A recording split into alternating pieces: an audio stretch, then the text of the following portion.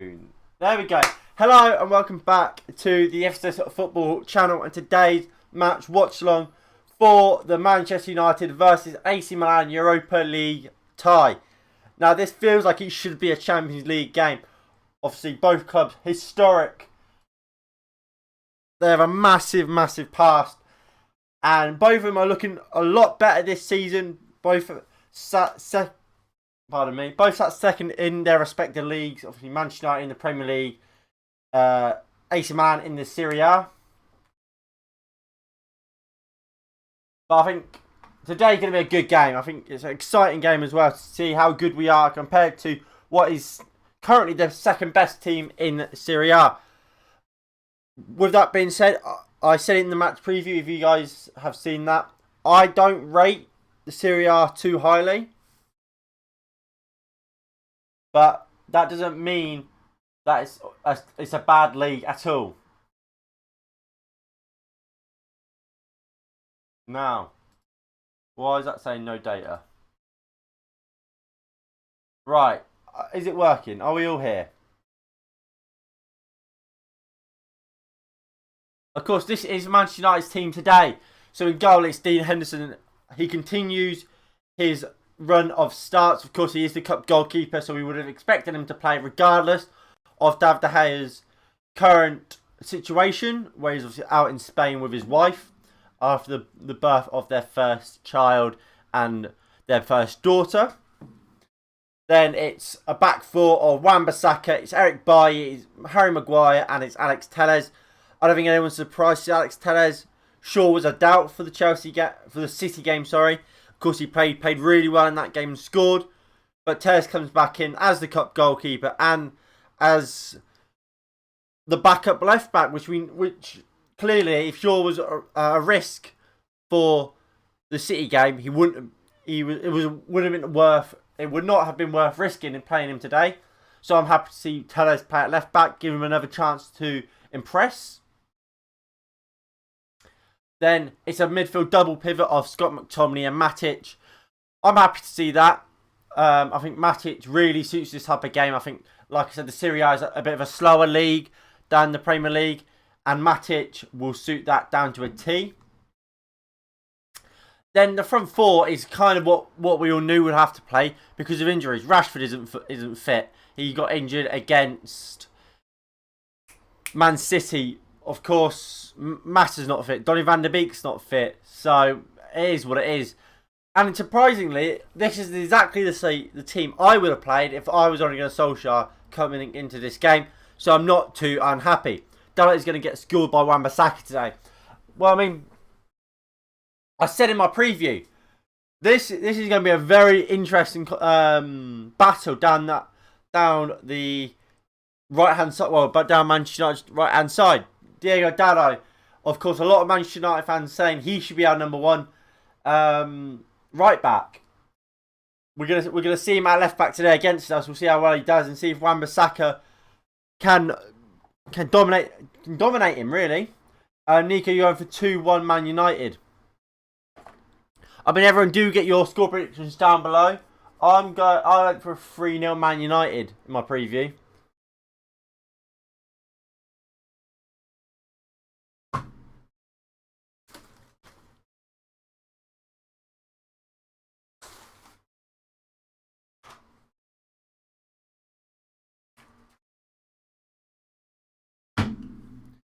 I can't find a piece of paper to write the score predictions on. Nice. 3-1 to United. Fair enough. What I'll do... Oh no, that's not what I want.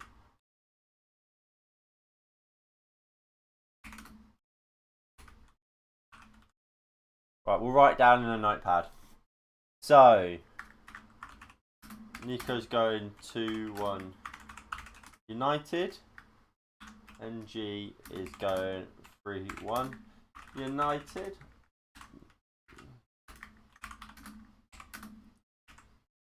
Three 0.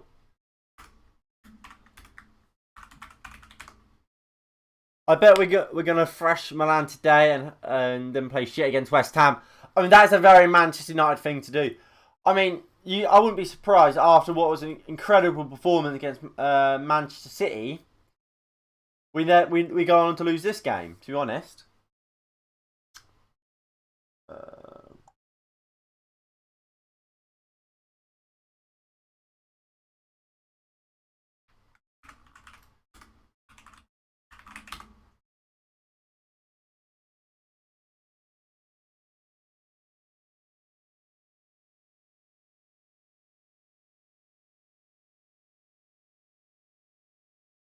Right.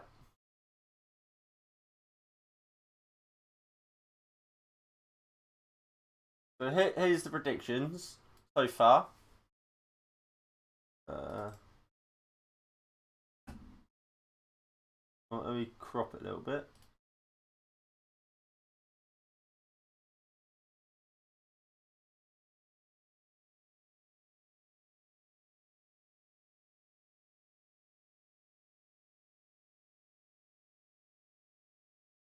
Wrong way.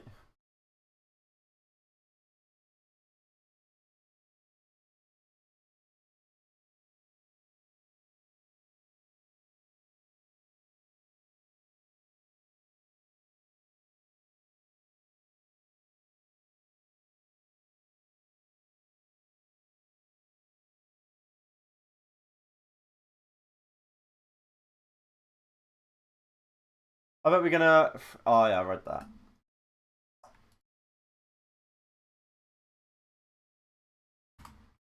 Right. So there's score predictions so far. Of course, we'll update that as more come in.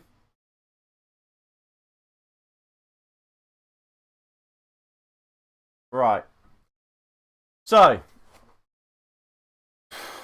what do we make of the lineup today?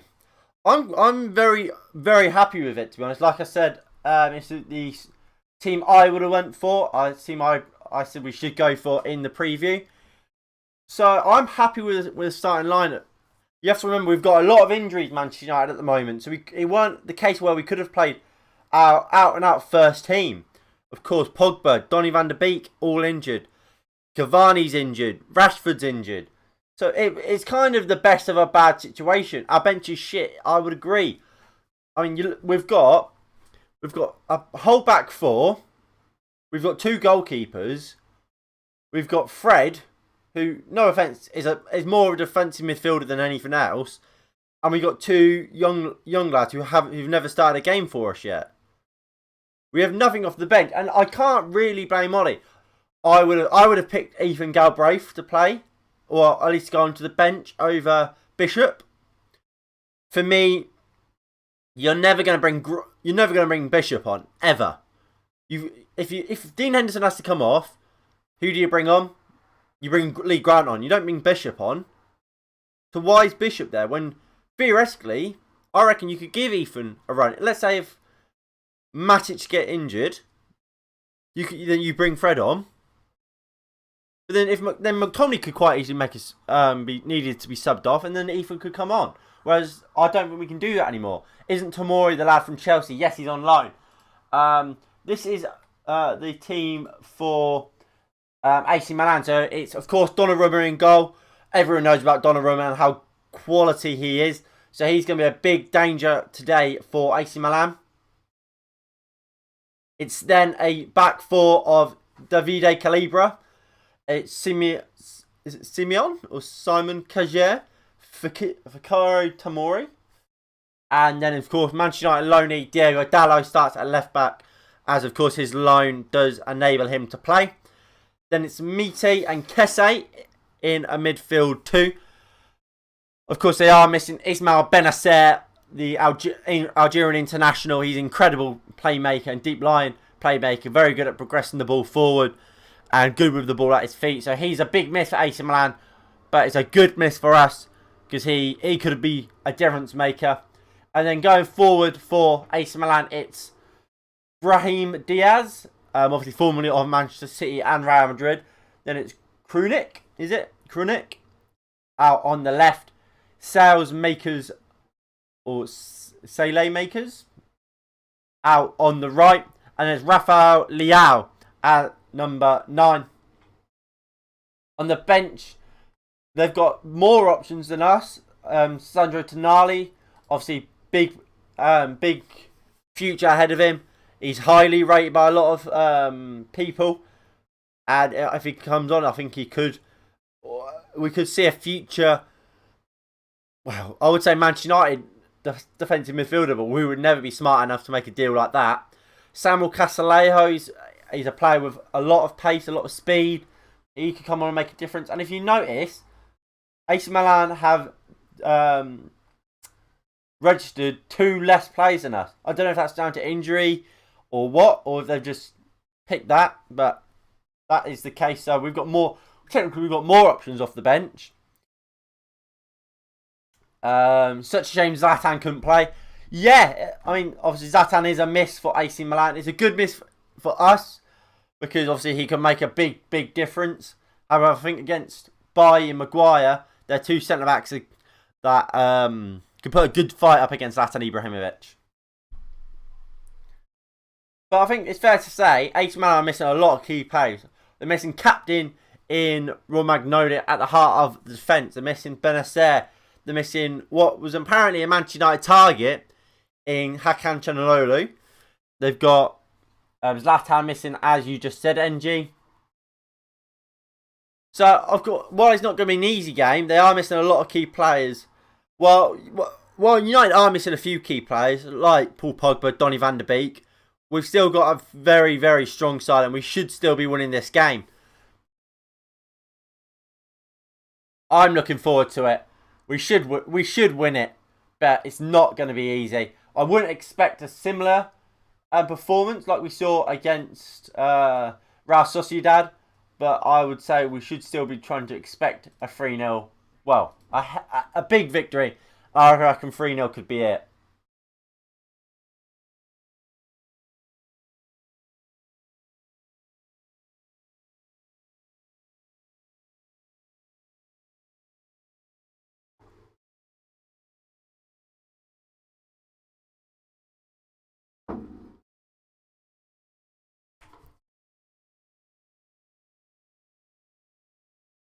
Of course, Donnarumma in goal for AC Milan. He's going to be a big player for AC Milan today.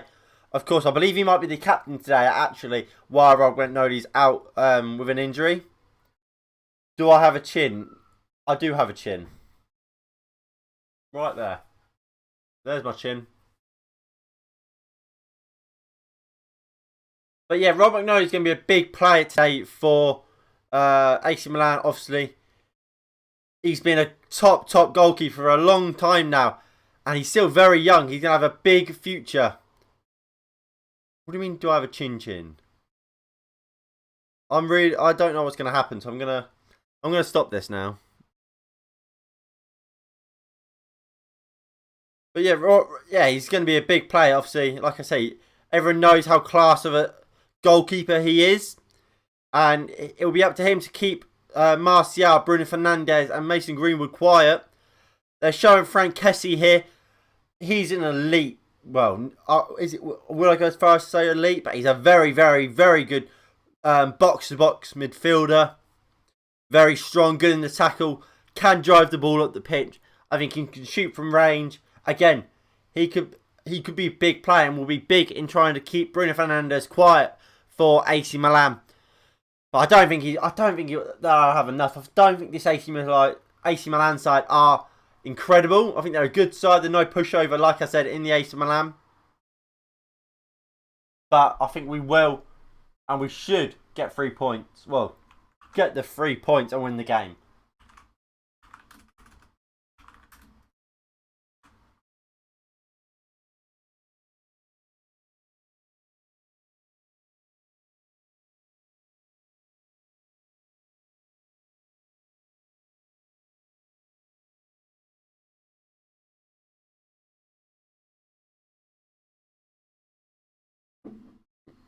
Ugh.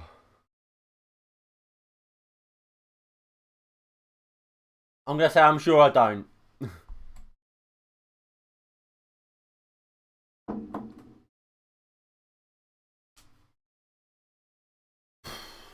Anyway, thank you all for tuning in for the stream so far. I mean, let's hope we can get all 3 points. Who do you think's going to score today? I think Bruno will get a goal. I think Martial will get a goal. You know what? I'm going to say Bruno's up. I'm going to say Martial brace. Martial brace. Bruno 1. Martial needs to have a good game today. Of course, was exceptional in our 2-0 victory over Manchester City. Just failing to find the back of the net, but won a penalty. And just overall was incredible. He needs to have a good game today and follow up with that after that amazing victory. Well, sorry, amazing performance. And then hopefully we can start seeing the Anthony Martial we saw at the end of last season. Well, throughout the last season, really. Big up, NG. Great minds think alike. But I think, obviously, we don't know what the news is for players like Rashford, Donny van der Beek, even Cavani, Mata in a sense. Well, regards to injury, when will they be back? Because if they're not going to be back for a while, I think we have to see Diallo come on for either James or Greenwood. Or, well, even really Martial and Greenwood go up top. Because I don't think we can have this front four playing a lot of games in a row. Because regardless, they've played a lot of games. Dan James, he's coming from like absolutely nowhere. And he's starting week in, week out at the moment. At some point, these players will need a rest. You can't play Sunday to Thursdays every week. At some point, you do need a rest. And if we got a 2-0 lead at half time, I think that's the perfect time to take Dan James off, put Diallo on there. I mean, Diallo, I believe he has played against AC Milan before with Atalanta. He's definitely played Serie A football. So, while he might not be exactly suited to playing against AC Milan, he will have at least some sort of experience given the fact he has played in the Serie A before.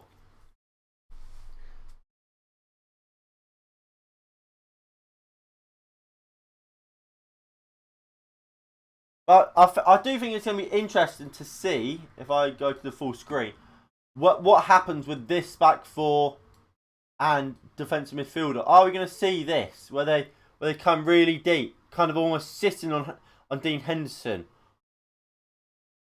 and we have these here, and it's kind of like the six which we usually see? Or are we going to see this where they're getting really high forward, and that allows the attack then to get higher up? McTominay higher up, Matic will slightly sit deeper, and we kind of see more of this. Obviously, Telles will massively overlap. McTominay will sit. No, Wan-Bissaka, will just sit. And again, we have that diagonal, which I always talk about. How has Delo played more games for United this season than Phil Jones? I mean, that is mental, I agree. Of course, Diego Dalot did play in... I think he played the Luton game, and he definitely, and I'm almost certainly played in the Brighton game in the Carabao Cup. So you're right, Diego Dalot has played more minutes this season for Manchester United than Phil Jones.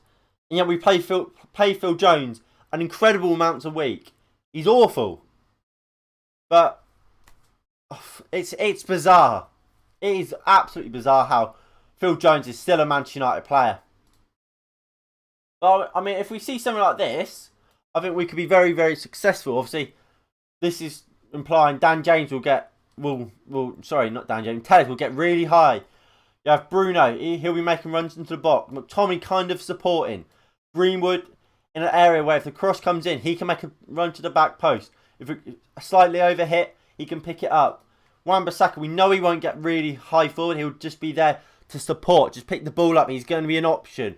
McTominay getting round to the edge of the box. And if we get this situation a lot, we will score goals and we'll be a better side. But what we have seen against the big sides, and I hope we don't do it again today, is what I said before, where we see all these back here. We see Matic, McTominay, who are the two defensive midfielders today, sitting deep, and then we've got this, where we're so far away from the ball. from the opposition goal that we can never really get hold of it, and we starve the strikers because it goes to Maguire. Then the ball ends up being played around the back like this to Bailly. He'll give it to Wan-Bissaka. He'll give it to McTominay. He'll give it back to Maguire. Goes to Telles. Back to Maguire. Into Matic. Matic to Telles. And by the time we've done all that passing, and then we look to go forward and maybe give it to a Dan James or a Greenwood or a Bruno Fernandes, AC Milan will be, or for argument's sake, Crystal Palace when we played them, they're back in formation. They're back, sitting deep, solid as a rock, and being like, come on then, break us down. And we can't. We need to play quicker. And I think AC Milan, well, I don't think they'll play massively high. I think they'll play a slightly higher line, because they're going to believe they can win this game. And I think when they do play that higher line, that's when we need to break on them. That's when we need quick passing. We need, instead of Harry Maguire going back to Bailly, then going back to Maguire, then to Matic, then to Telles, then to Maguire, and then the long ball to James or Greenwood. We need to go straight from Maguire, maybe make a pass to Bailly, and then you play the ball to Bruno, then to James, then to Greenwood, or maybe to Matic, and then Matic runs forward. We need to see more dribbling and actually running with the ball than just trying to knock it round the back, because I think we see that far too often, and I think that slows us down incredibly, and I think that makes us at times a worse side. Of course, there is times when you do need to pass it round, but I think we see too often us trying to do it all the time. Minute one maybe. Sometimes, look, we go on about how we're a counter-attacking team. Some of the time we ruin chances to counter-attack because we are just knocking it round the back. Like I say, just knocking it round the back here. But anyway, the teams are warming up here. United Live is going for a 0-0. Is it Louis? Louis, what's your prediction for today's game, mate?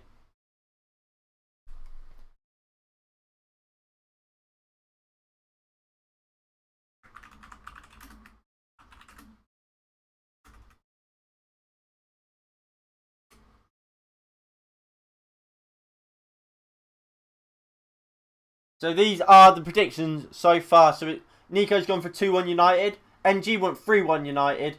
I went for 3-0. United Live, you've gone for 0-0. Right. Kick off quickly approaching. It's going to be a big game. It's going to be an interesting game as well. I believe we can and should win the game.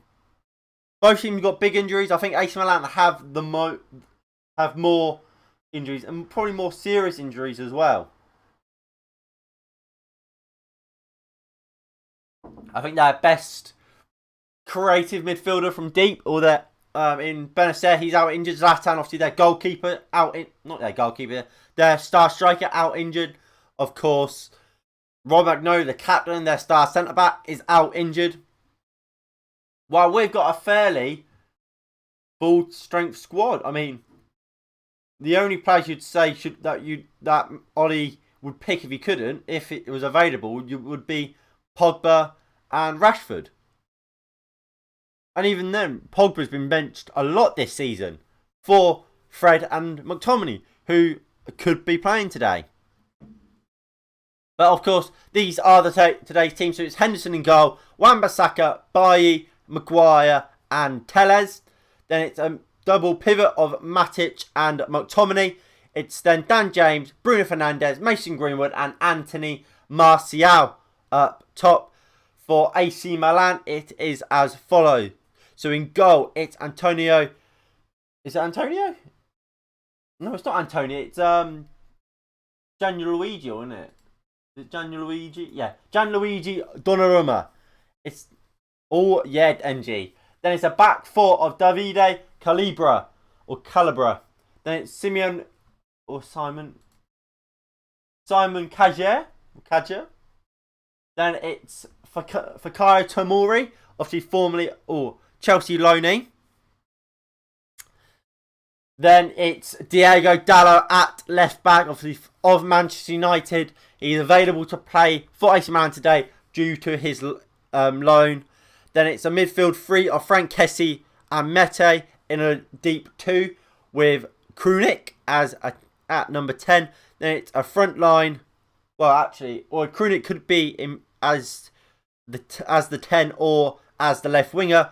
as Brahim Diaz and Saelmakers make up the rest of the midfield three. And Rafael Leao is the number 9. If I load up the screen, that's how it looks. And on the bench, both Manchester United and AC Milan have decided not to field a full bench. Manchester United only picking 7 of the allotted, is it 10? While AC Milan have gone, what is that? 1, 2, 3, 4, 5, 7. He's only picked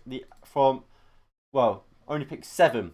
Anyway, so kickoff is about to take place any second now. Shall they take the knee?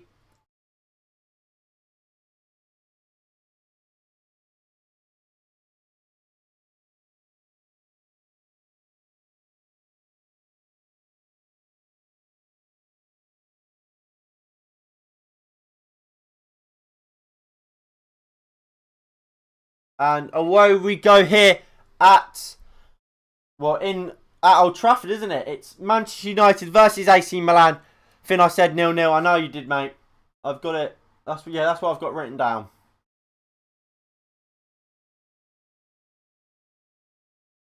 So of course, if you are watching live, you guys will probably be slightly ahead of me. So if you are, please don't reveal the scoreline. And if someone scores, of course, the best way to watch these streams is to sync up your match with mine. That's the timer down there. If I can actually point at it. Down there. That's bang on with my game. So if you guys want to sync that up by just pausing your telly or however you're watching the game and sync it up to mine, that will be the best way to watch these streams. As when I see a goal, you'll also see the goal. Right. Is that camera sorted? Hopefully. Yeah, where is Nico? Oh yeah, Nico. Well, Nico was here earlier, but unfortunately, I don't know where he's gone.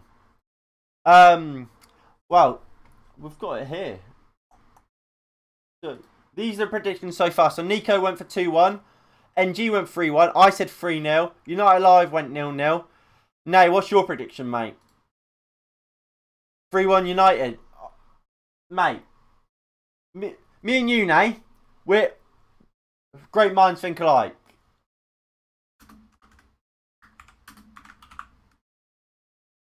There we go.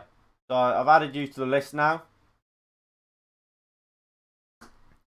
So here's Dan James. Kessie, is it? Right. No, that wasn't Kessie.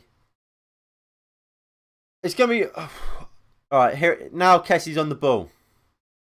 He goes into Tomori. It'll be interesting to see how Tomori gets on today. Obviously he's English, so in a way I'd like to see him do well, but at the same time, if he could have a stinker today, that'd be great. But again, another big opportunity for Dean Henderson to impress. We don't know if Dean Henderson will become the number 1 now. After De Gea's not departure, but after now he's missing. Dean Henderson has stepped up to the mark, and I think he's doing well, Dean Henderson. I don't think he's done anything amazing. I don't think he's really been tested, but I mean, what he's done really well. So I don't think you can criticise Henderson. But Bruno gives it back to Henderson, who just launches it forward. That's really poor from Bruno Fernandes and Dean Henderson. I thought it was a weird ball from Bruno to try and flick it first time back to Dean Henderson. But then for Dean Henderson to just launch it out for a throw-in is equally as poor for me.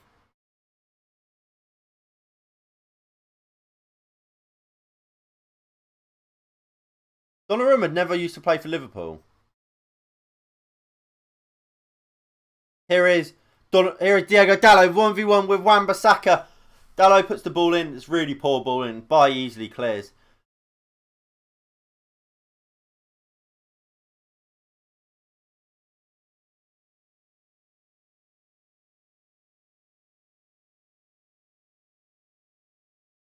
Like we said earlier, that battle between Diego Dallo and Wan-Bissaka is going to be an interesting one. Wan-Bissaka made a good tackle there. Greenwood wins a free kick from Kessie. Donnarumma didn't. There was a goal. There was a Brazilian goalkeeper called Doni that used to play for Liverpool, but Donnarumma never did. Donnarumma came straight from the academy.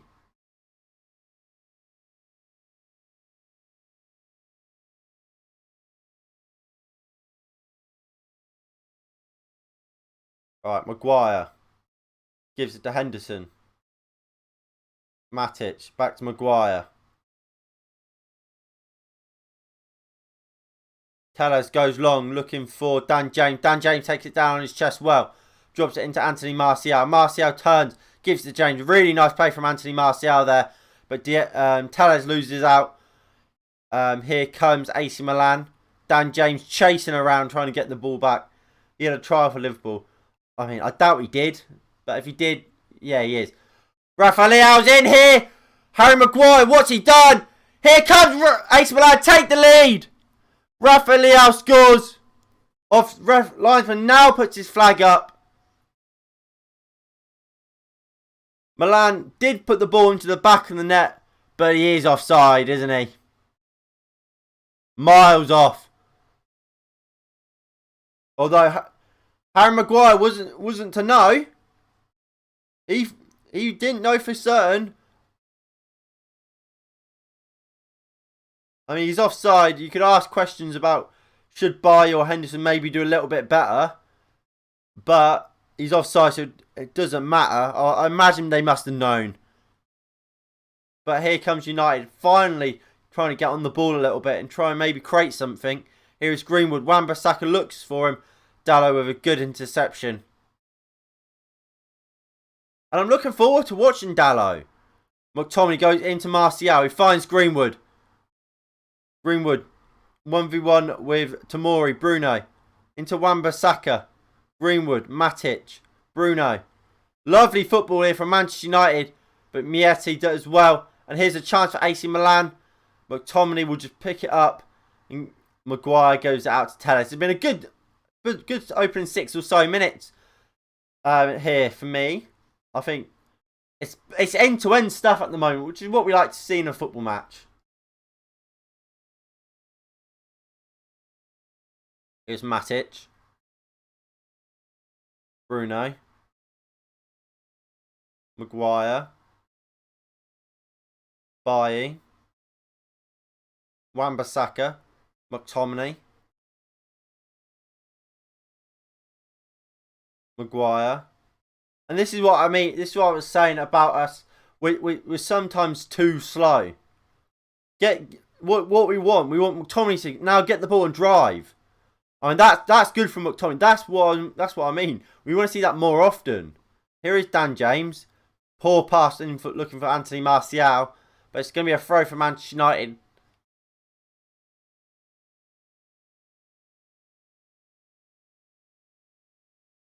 And I think if we're looking at the Europa League as a competition, I think at this point we have to really, unless we get Tottenham, I think we have to get to the final. And if we get Tottenham and we beat him, then we have to win it. For me, Man United and Spurs are the two best teams in the competition. Martial takes it down, volley! Nicely tipped over the bar by Donnarumma. Good play there from Anthony Martial, though. I mean that's a confident Anthony Martial. I think a lot this season we see Martial take that down on his chest, and he won't go for goal. But I think after would you say the Man City game, he got a lot of confidence. A lot more confidence, and that's why he's hit that, which is good to see. Tellez with a corner hit. Arsenal, I wouldn't say they're better than Man United or Spurs. Fouled by Maguire from the resulting corner. So it's a free kick to Milan. Here is Dalot. Dalot runs away from Wan-Bissaka, but Wan-Bissaka will just does well.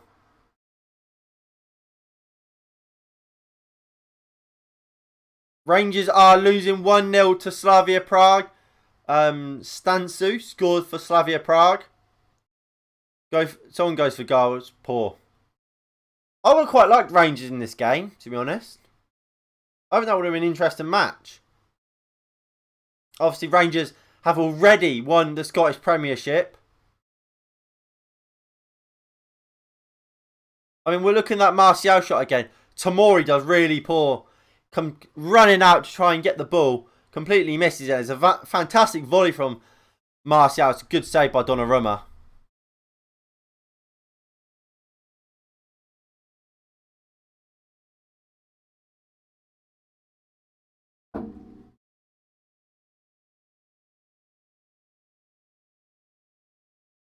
Matic goes down the line. Martial takes down really well, but can't find Dan James. Here is Miete.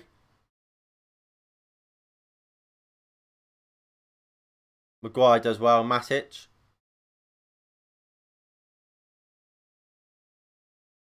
Bruno Fernandes loses out. Here comes AC Milan. Brunic out to Mieti. And it's out for a throw-in for AC Milan. You'd have to probably say AC Milan probably the better of the two sides in this opening 10 minutes. But that's no different to what we saw against AC Milan, is it really?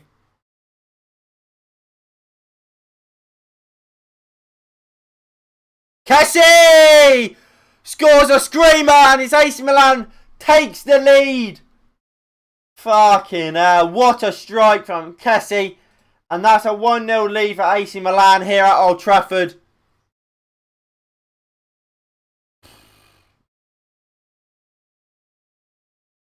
We'll have to see it again. What actually happens is, so it comes from the throw. McTominay, Matic, none of them watching Kessie at all. I think that's McTominay's man. I think Matic has got a man. But McTominay's marking absolutely nobody.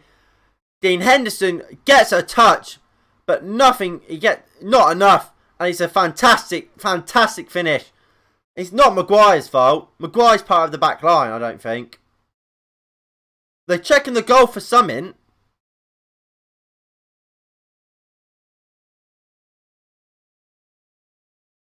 Look at him. Ollie doesn't look happy. He sat there like... Handball.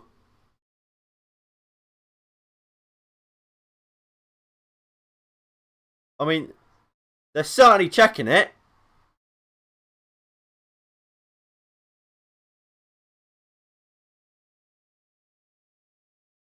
It's handball. It's been disallowed. It's fine.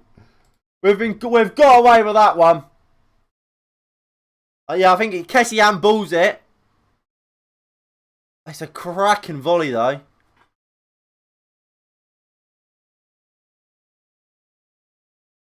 I don't think that. I should say I don't think Dean Henderson can save it. I realise now when I said Henderson gets a touch onto it, but not enough. Dean Henderson shouldn't save it. If he saves it, it's an incredible save. Martial's down here though. Oh, he's holding his leg, such groin area, such hip. This hopefully it's just an impact injury.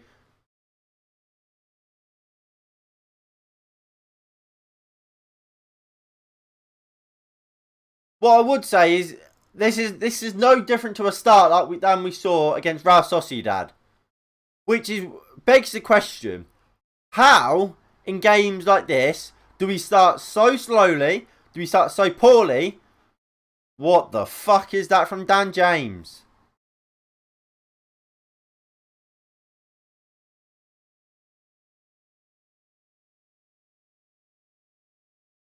But what I was gonna say. How do we start like this? Like in against Real Sociedad today, but then against Manchester City, we looked incredible from the off. Where does this how does this happen?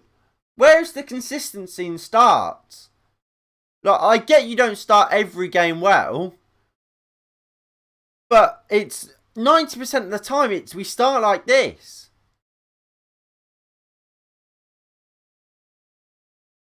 AC Milan switch the sides to Dalot. Dalot goes in to, is it Klunik, who does well. 3-1 to AC Milan. I'll write that. I'll add that to the predictions.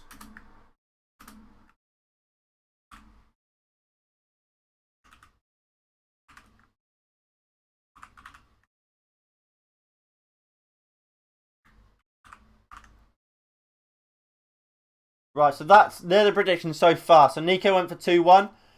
Here for the United, NG went 3-1 United. Me and Nay went 3-0, and United Live went 0-0. No protest from Kessie means he already knew about the handball. Naughty boy.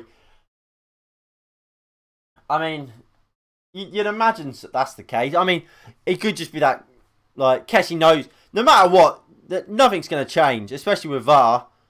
What a ball across the line! And Tomori could have perhaps got something on that.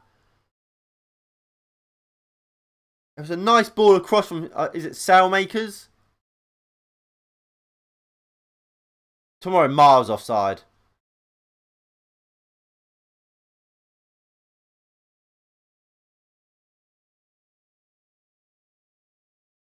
We'll see the volley. It's incredible volley. Where does it actually hit his hand? I don't see the handball. I'm feeling 2-0 Milan. Oh.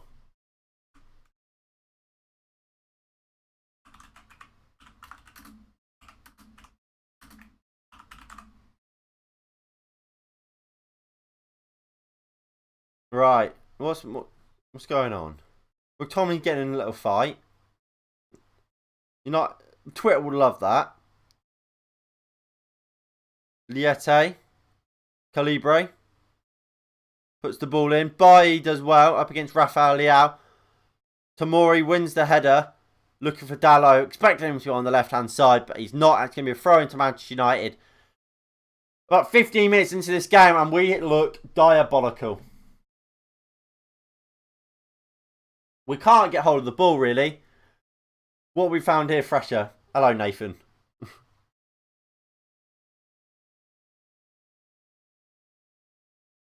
Bruno wins the ball. Martial. Well intercepted. And here come AC Milan. Bailly just knocks it back to Maguire. Easy.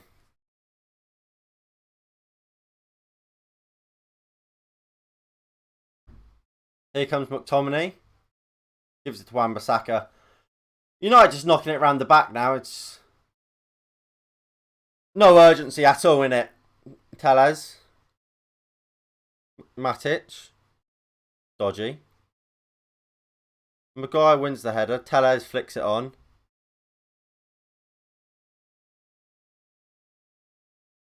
Can we get hold of the ball? Free kick Man United. Foul by Miete.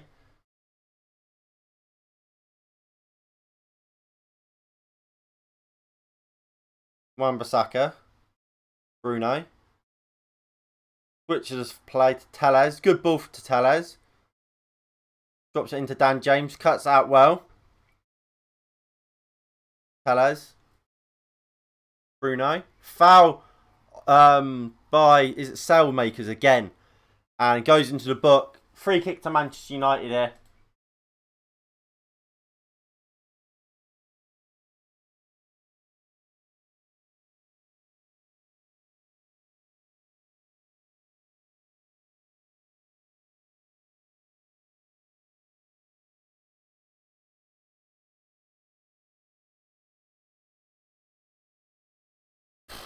Alright, Tellez with a chance to whip in the free kick here. We need to see more from United. Like I said, it's very similar to the Real Sociedad where we started too slowly. We grew into it and eventually we found some goals. But we don't look like growing into this game at the moment. Obviously AC Milan have scored twice. Both of them disallowed. Tellez goes for goal. And it's over the bar. Unlucky from Alex Tellez. Should probably really try and put that into the box. We'll see how close was it. He definitely goes for goal. And it just hits the roof of the net. It's not a terrible effort, but it's not great.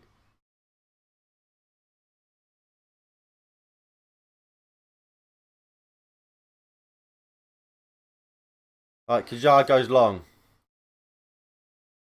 No, Rafael Leao's in here. Poor first touch from Leao. And it is offside. I thought it might be offside. But, I mean, it's that late flag all the time. And was it who was it that he was up against? Bailly lost the original header. Maguire just lets him run. But Maguire, it's just so slow. Like, this is why we struggle to beat the smaller sides. We can't really play it from the back too well. So we let teams get back so easily. Poor from Dan James. But McTominay out to Wan-Bissaka.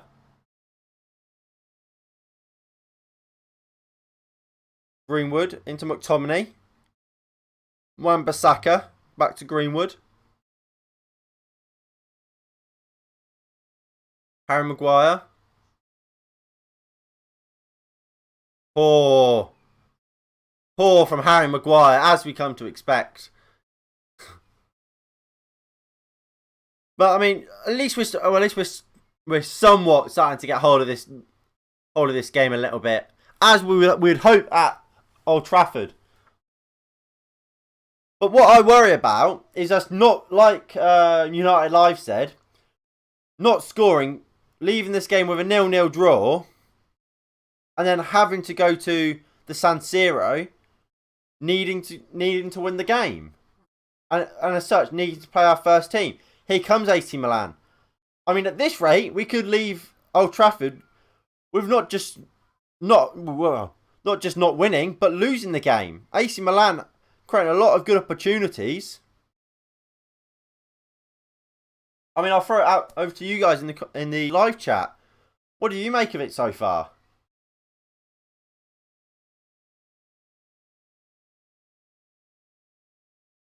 Here is McTominay. We're not getting the ball forward enough. Bruno's dropping deep. He's injured. I'll load up the. This is the AC Milan team. So it's Rafael Leao, who's a tall lad himself. He's about 6'4", 6'2", 6'4". So he's certainly good in the air, very quick as well. He's pretty much Lindelof's worst nightmare. If you could think of something a player Lindelof would hate to play against, someone who's strong, quick, and good in the air. That's Rafael Leao.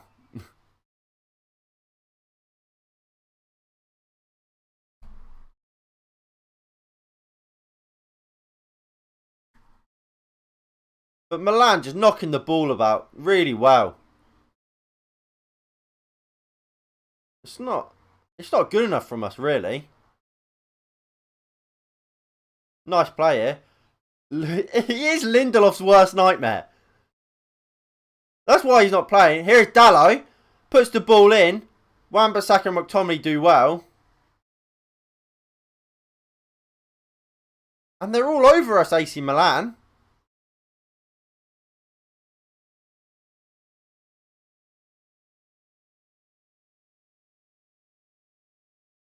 But we're not getting the ball forward enough. We had it forward for about 2 minutes and now it's just gone. McTominay.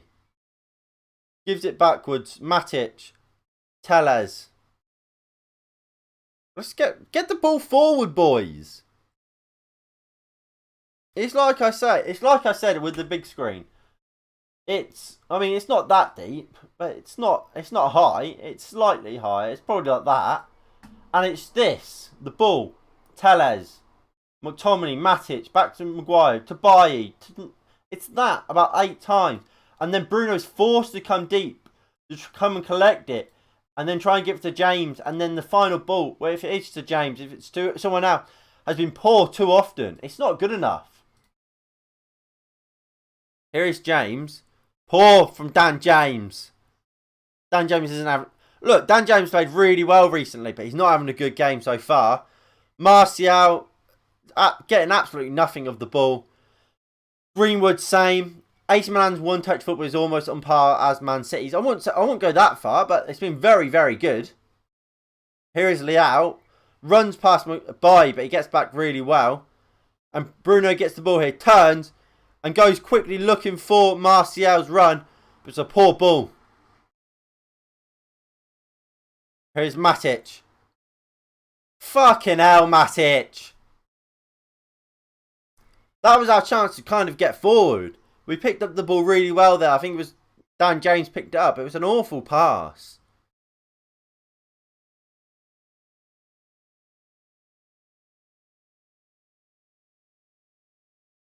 It showed character there.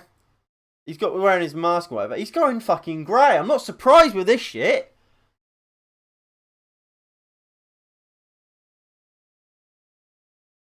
Poor from Bruno Fernandes. Foul on Davide Calabre. It's not been good enough. Here comes Brahim Diaz. Goes long looking for Diego Dalot. And he does find him. 1v1 here with Aaron Wan-Bissaka. Wan-Bissaka forces him inside. Lovely ball. And Wan-Bissaka and Bailly get back well to stop. I think it's Krunic getting a good shot away. Love an attacking mindset of Matic and McTominay.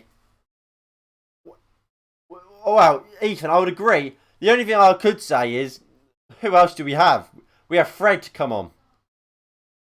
All our midfield are defensive midfielders. The only thing you could argue is you drop Bruno deeper. Drop Bruno deeper maybe. But who do you put at 10 then? Poor from Greenwood.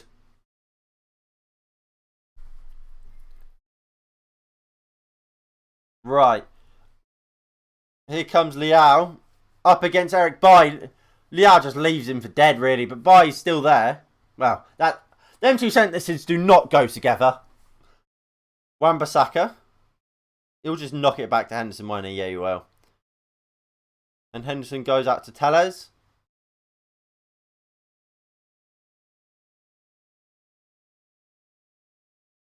Davide Calabre. Diaz. Finds him in the box. Bailly with a good tackle on Calabre. And it's all AC Milan in this opening 26 minutes. It's simply not good enough. We have to improve. Matic wins a throw-in. Could have had Donny van der Beek, still maybe a DM. Well, Donny van der Beek's injured.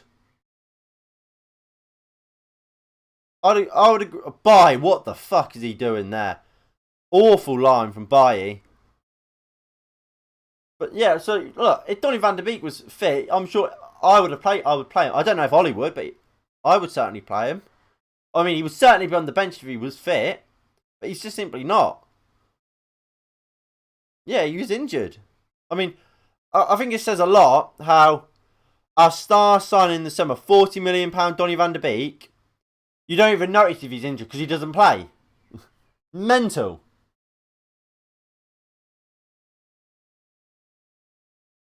You know, he was injured for the Chelsea game. Well, before the Chelsea game, he's been injured ever since.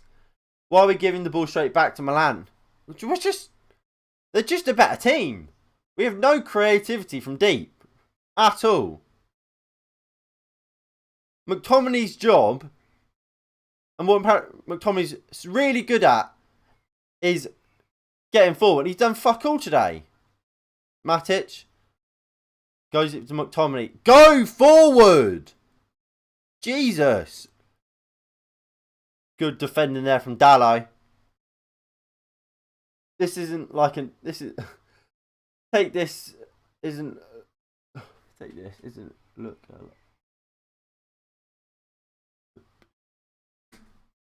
I get what you mean. Yeah, I mean if I was Man United manager, we would be up. Well, we scored a goal every like 5 minutes. Well, 11 minutes. Would we 2-0 up at this point? So.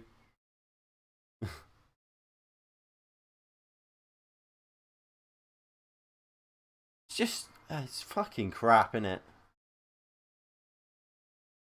It is crap. McTominay. Awful. Fucking awful. Kessie turns Matic so easily. Here comes AC Milan again. It's constantly AC Milan attacks.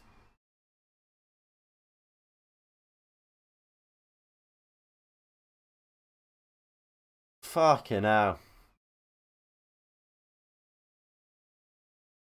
Here is Miete. Look at the difference between Milan and us. Look how much they actually move on the ball. Look, yes, they go back sometimes. For absolute sure. But look, Tomori running with the ball, even just across the back line, he's moving with it. They go long here. Leao fucking wins it. There's a foul by Maguire, but you look at McTominay. But 3 touches, passes. It's a good pass. Gives it to Tellez. Tellez, run with it. Oh look, we go straight backwards when we could have a chance. Bruno. Back to Tellez. Here's a chance for Man United. Poor ball. Poor ball inside from Tellez. Who was it to? Was it for James or was it for Martial? And here comes Diaz. He finds... is it Sailmakers? He cuts in. Shoots. Dean Henderson. Good save. And Matic into Tellez. It's an awful first touch. If that hadn't played so, we would be down already. Maybe. I mean, I think Rafael Leao's had a really good game. I think he's causing Manchester United the world of problems.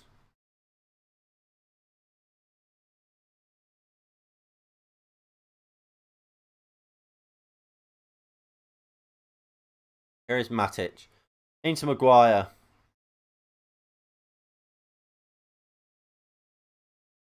I bet Martial's going to get all the stick. Yeah, well, I mean, I hope not, but I wouldn't be surprised. But he's had absolutely nothing. Here comes Dan James, puts the ball across. Donnarumma does really well. Tomori, I think, might have blocked it anyway. But look at that. That's fantastic. Good ball in from Dan James. It's just really good goalkeeping. And look at that. That's when we play quickly. Quick football there, and we got forward. I think Dan James might just be onside. It was a good ball in. And no, Diego Dallo had it blocked. I think it was slightly behind the run of Martial as well. But it was a good ball. And good play from Manchester United. That's all we want to see. That's the type of stuff we want to see. Quick football. Getting it from back to front quickly. While AC Milan are committing men forward. For a team that's meant to be amazing on the counter-attack, we don't know how to counter-attack.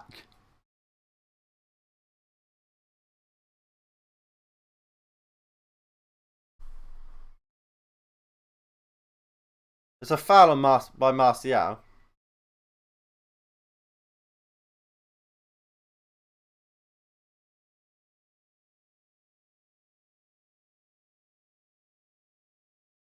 Long ball. Maguire wins the header. McTominay takes it down. Lovely turn by McTominay. And that's better from Scott McTominay. He's running forward. Looks for the run of Dan James. Pass just not good enough. But that's better. Look, of course, sometimes passes aren't going to go. Of course, that's just the way football is sometimes. But what I do want to see, I want to see us trying. That's what we want to see from McTominay there. He got the ball, beat his man, ran forward, spotted a good run from Dan James. Of course, the ball didn't make it. It was a good interception. But if we see more of that, once in a while, that ball will go through. Lovely play from Diaz. Out to Calibre. Lovely interception from Tellez. And Tellez doing really well here. Surging forward.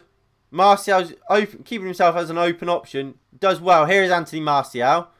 Martial brilliantly getting into the box. Absolutely no one in the box for him to give the ball to, though. Martial does really well. And that's when he wants to look up and see Bruno making a run to the box. He wants to see Greenwood making a run. He just isn't there. And then it's good defending in the end.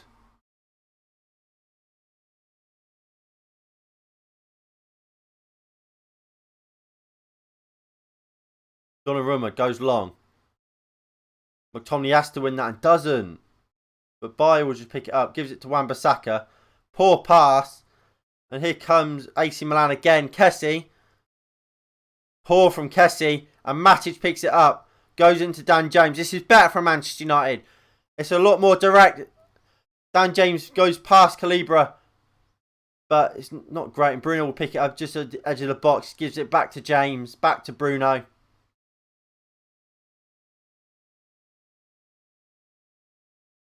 Matic.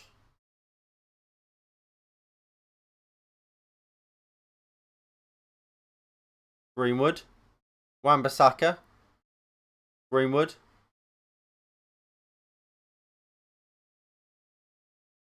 Maguire.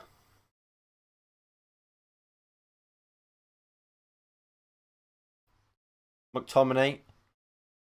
Look, we haven't deserved a goal in the first half, but if we can get a goal in this first half, in a way, the later the better. Just try and kill AC Milan's hopes, really. Really, that's what we want to do.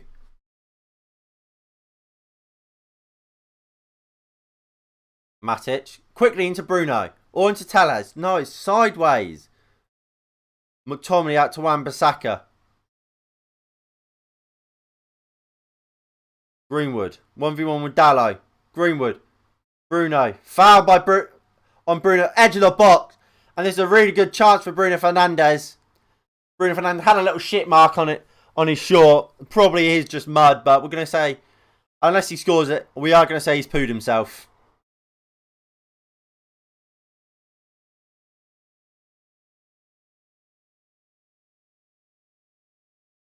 Come on. So Telles and Bruno Fernandes are the men standing over this. Of course, Telles will fancy his chances. We saw Telles go for goal earlier. And we obviously know Bruno Fernandes. He scored many a free kick for Manchester United.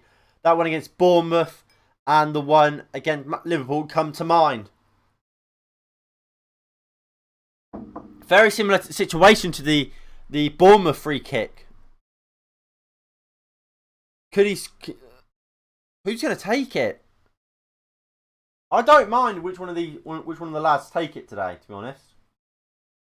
Is it Telles or is it going to be Bruno?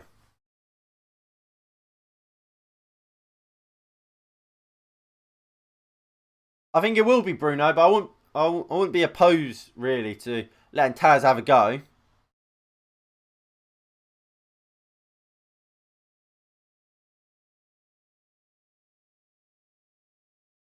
And Telles will take it. And it hits the wall. And Donnarumma will just knock it out for a throw-in.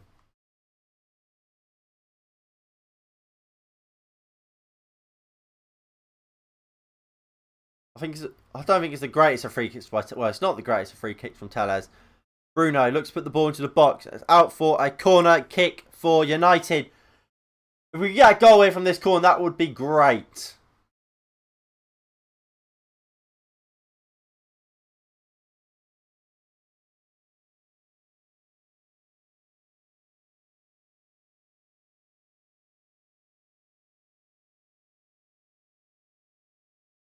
Right, Telles to put the ball in. From this corner. Come on. Maguire, go meet it. Wait, flick on!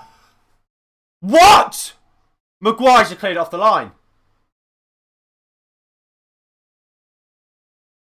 Maguire's cleared off the line.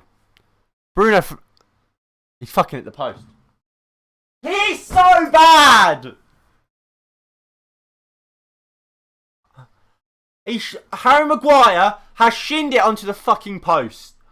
How has he done that? Oh. How can he miss that?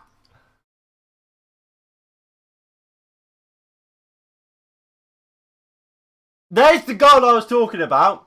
That's the goal we were talking about. He's going to be memed after this. Rightly so. Rightly so. I can't believe it. I cannot believe it. I'm sorry. People will make the excuse, oh, he's a centre back. He's not a number 9 or whatever. That's fucking basic of football. That's football basics. Kick the fucking ball. kick the ball. Just pass the ball into the fucking net. I don't care if you're not a striker or not.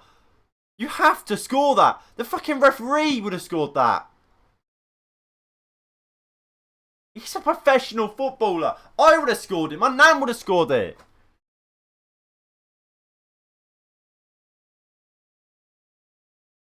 Nathan would have scored it.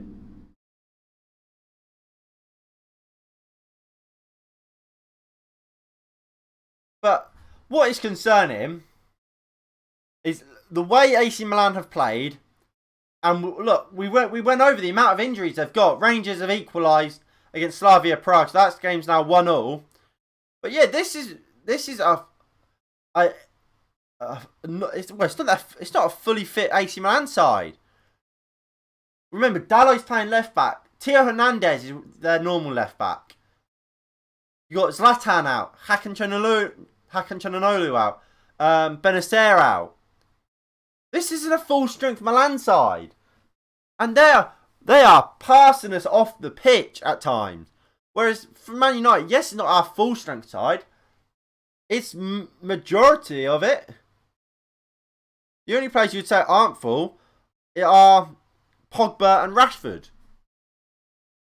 But even saying that, at times we've seen Pogba benched for McTominay and Fred or Matic.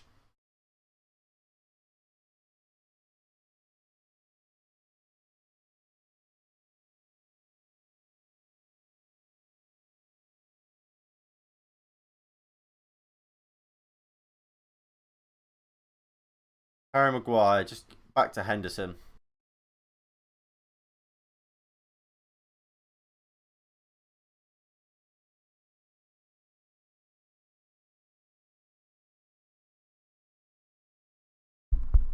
There we go.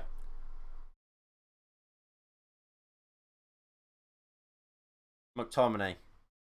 I don't know what's happened. My mic just decided to turn off. Greenwood. Or just can't keep hold of the ball. And here comes Kessie. Diego Dallas made a really good run on this left-hand side. Bailly does well. And it's out for...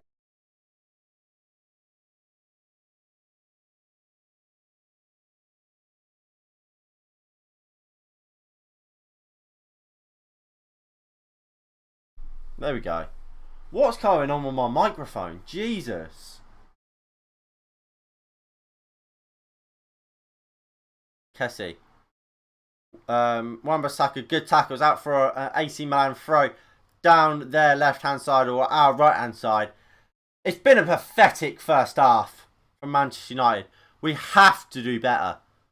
There's absolutely no doubts about it. But then you'd have to say, we've had the best chance. Here, they're going to show the Maguire chance again. How's he fucking missed? It's horrific. It's horrific. He's watching it the whole way. Media outlet's going to thank Maguire for another newsletter. They might, yeah, I mean, they'll be thanking him, wouldn't they? Yeah. But another newsletter, another news article we can write about Manchester United. Somehow, but I'd say this with a lot of conviction. Somehow Maguire won't get criticised for it. People will make excuses for Maguire there. Like that's worse than Martial's against PSG. I don't care that Martial is a striker. That is worse than Martial's. Martial gets slated for that miss even now. And that's not, for me, that's not what sent us out. But Maguire, he just missed.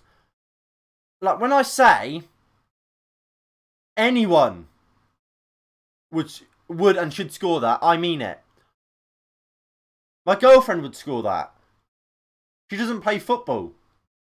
And she would score that with no problem whatsoever. Anyway, Martial goes down, ref! He's not good. He doesn't get the penalty. Kadje with a challenge on Martial inside the box. We'll have a look at it. Martial holds up his man well. I think it's soft. It would be very soft. Who's your girlfriend? Well, she's not here right now.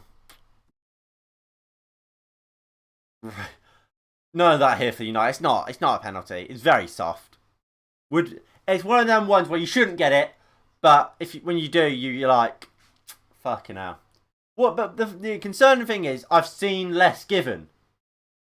I've seen fouls on Salah like that given.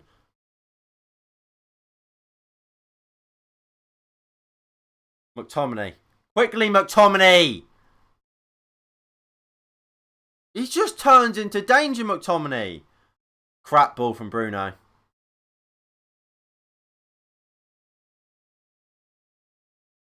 Get your girlfriend in the stream. Come on. She's not here. She's not here. She's at her own gaff. I mean, she's been in the streams once in a while. Well, in the live chat. So, here comes Dallo. Lovely play. Here is Diego Dallo. 1v1 with Bailly. Dallo does well, but Bailly wins it. Here comes Wan-Bissaka. Goes into Bruno. Wan-Bissaka loses it out. Our team is dog shit. I mean, it's not fucking good, is it? It's not looking good.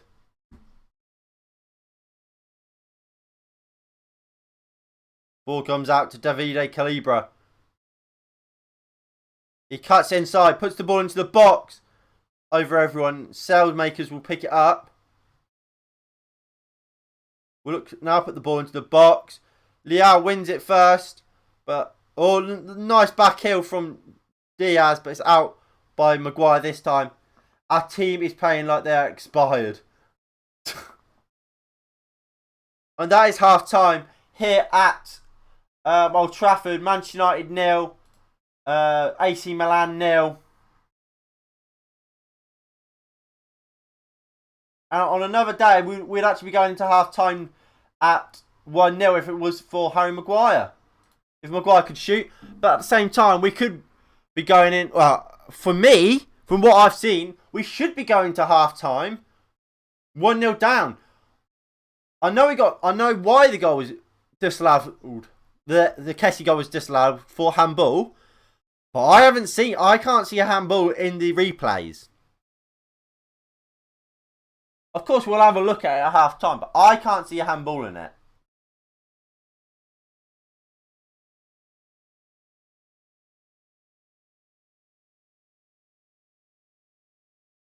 We have decent players, but we don't put them on, like Van der Beek, Cavani as well. Well, both of them are injured today. But the problem is, Martial should start. He was our man of the match against Man City. He was excellent. Today, like normal, he's getting fuck all. He's getting absolutely nothing when it comes to the ball. Same with Bruno today. He's getting nothing either. Greenwood, I can't remember anything really Greenwood's had to do. When Martial's got the ball, he's done well. Obviously, we remember that shot at the edge of the box, the volley. What's he had to do? We don't. How he's done with it. He hasn't played. I know. When against Chelsea, he was put on the bench. He wasn't fit then.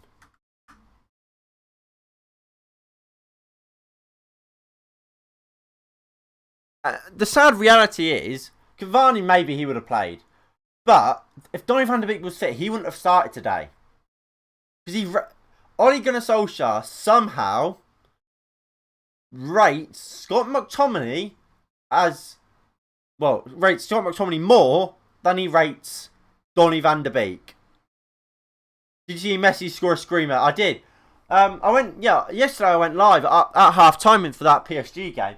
Because I had the match preview to make, so I wasn't going to go live.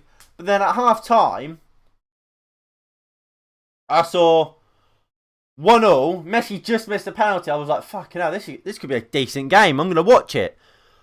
Nothing happened in the second half. We just saw a fairly dominant performance from Manchester United, really. But that's about it. But I mean, thank you all for tuning in for today's stream. If you are enjoying, please do hit the like button below and subscribe if you are new and you haven't already. We are on our way to 100 subs, so that would be greatly appreciated. So what I'm gonna leave you guys quickly and go get myself a drink. You guys get involved in the live chat. Tell me what you guys think of the first half, what you would change, and whatever. I will be back in about 5 minutes. I'll write that, to be fair, Angie. I'll write that shout.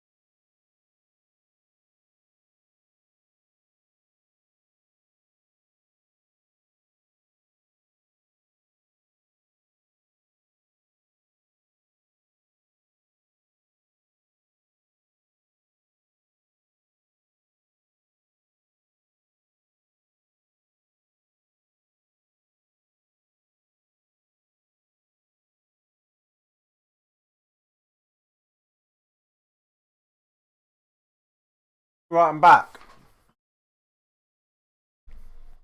If we had the old 16-17 team, it would have been easy Premier League. 16-17? I don't know about that.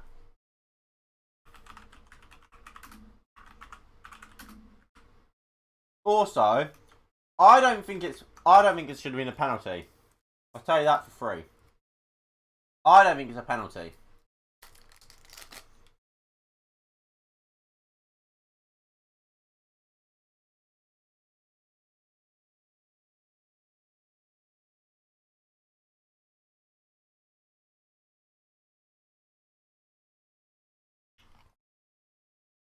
Bring you over and Ollie at the wheel song.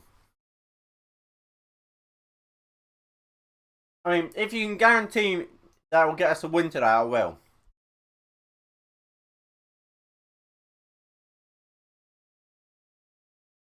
But I'm almost certain it doesn't hit his hand. I'm pretty sure it hits his side or his thigh.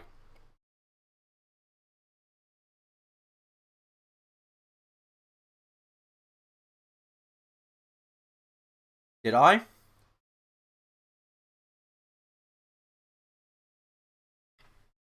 Alright.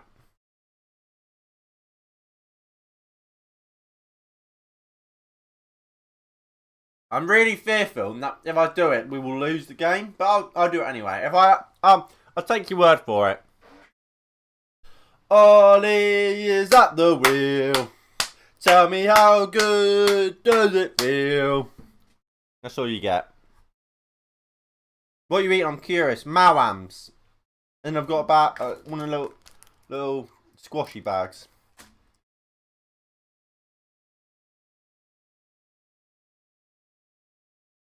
There you go. There's your Ollie at the wheel. Now we better win the game 4-0.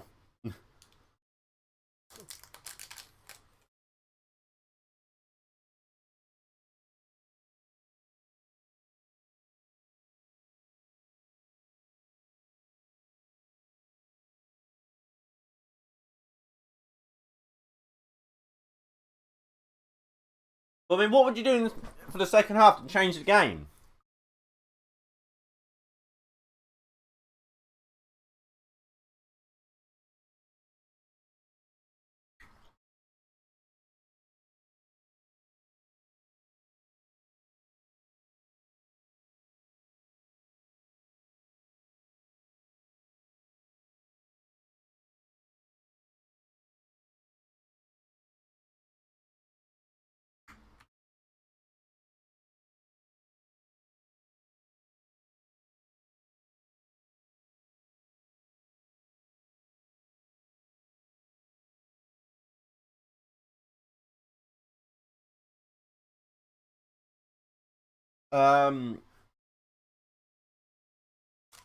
They are pretty good, aren't they? Even if we win 1-0, it's a miracle. I mean, we have to see a better Manchester United in the second half for sure. I bet he's going to bring on Rashford and Straw straight away. Shaw's injured, so he can't really come on. Rashford's not even in the squad. We just need a win. The thing is, we have no changes though. The only change I could think you can make is bring on Diallo. Bring Diallo on for either Matic or McTominay. Probably McTominay. Drop Bruno into centre mid. Put Martial at 10. Put Greenwood up top. And put Diallo out on the left. Greenwood, James on the right. Like that. I'll show you. So...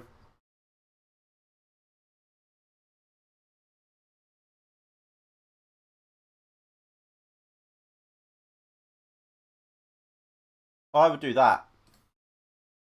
And then where's that mad? Something like that. I think Martial could probably play as a number 10. I think Bruno isn't getting the ball enough. We're not getting the ball out from defence quick enough. I think Bruno has the opportunity and has the ability to do that.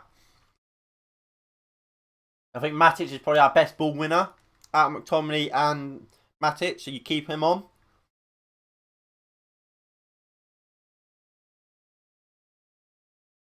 But I mean, that team would allow us to get forward.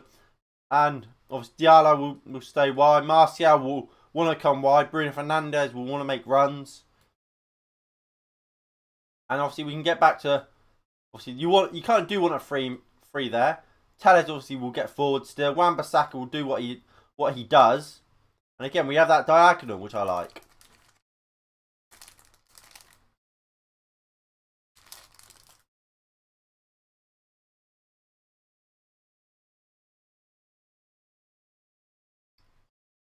Man City also won 5-2 against Southampton.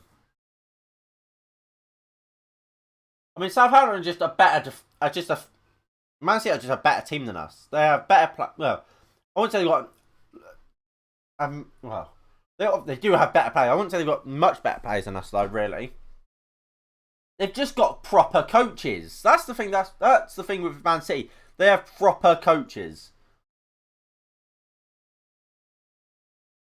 Like, I'm sorry. Obviously, we finally appointed a director of football, Manchester United, which is fantastic. We needed to do that, but we didn't go out and get the best of the best.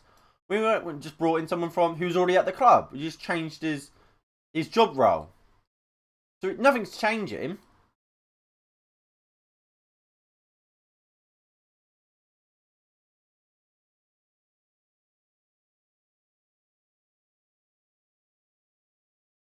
But I'll put McTominay back in there. I want somebody's favourite kid, and you know that. I do know that. McTominay will never come off. Because somehow he thinks McTominay is like the second coming of Jesus Christ himself.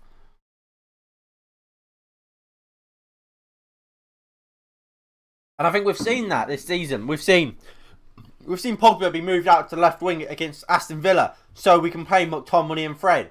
We've seen Pogba dropped in some games for McTominay and Fred. It's not good enough.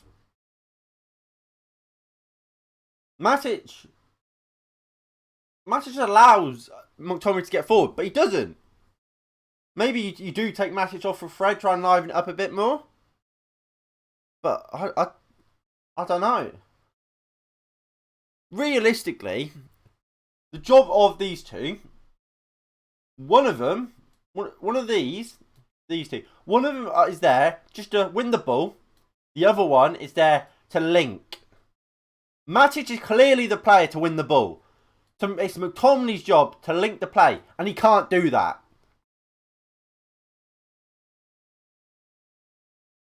And he's not doing that at all. That's the issue with McTominay. Right, so the players are coming out for the second half. Diallo is on, you're right.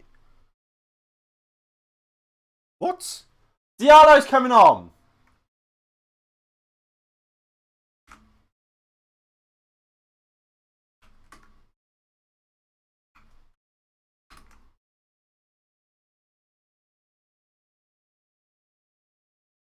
Martial!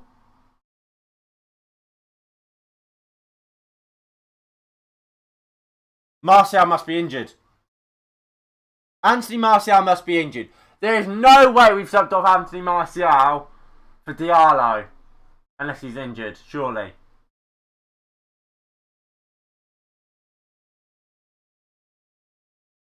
What?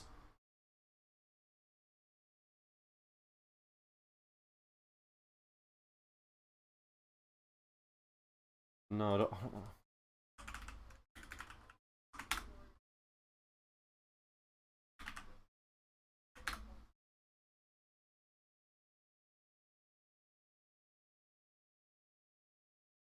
No, I think he's saving him for the West Ham game. Oh, surely we need to win this game, though.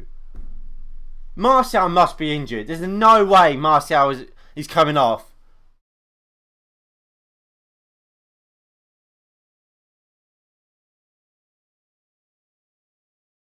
I mean, Martial did go down holding his hip at one point, so it must be an injury. Come on, Diallo. It's a big game for Diallo, and that front three now, that front three is full of inexperience. Actually, I hope James goes out to the right.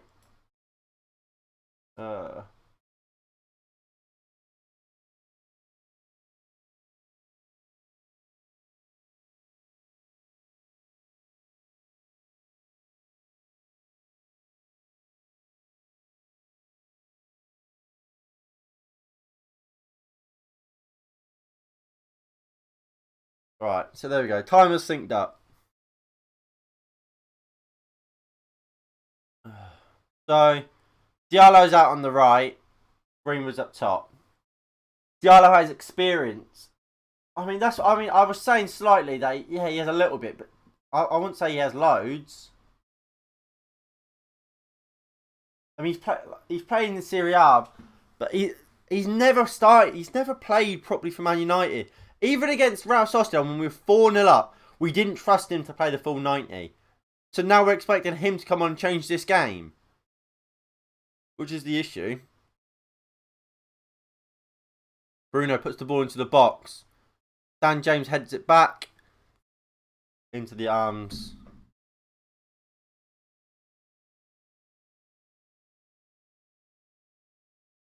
There is Kessie.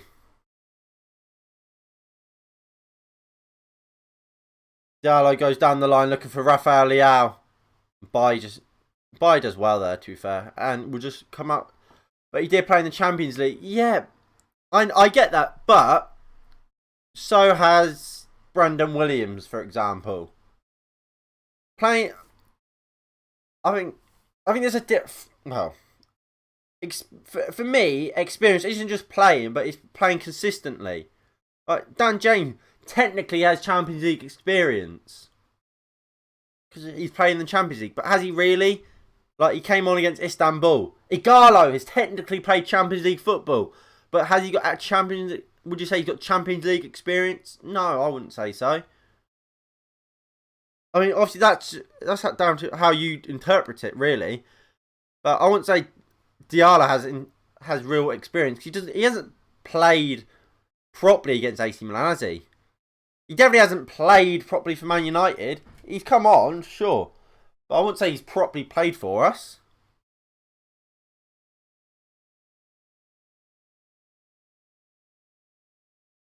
Here is Kessie.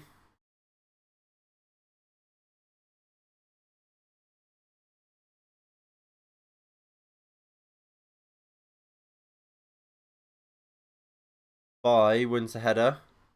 Wan-Bissaka flicks it on.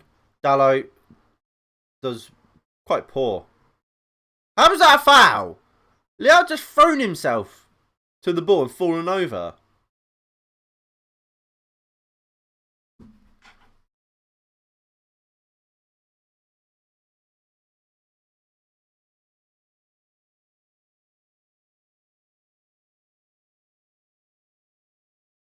Bruno. Lovely ball to Greenwood.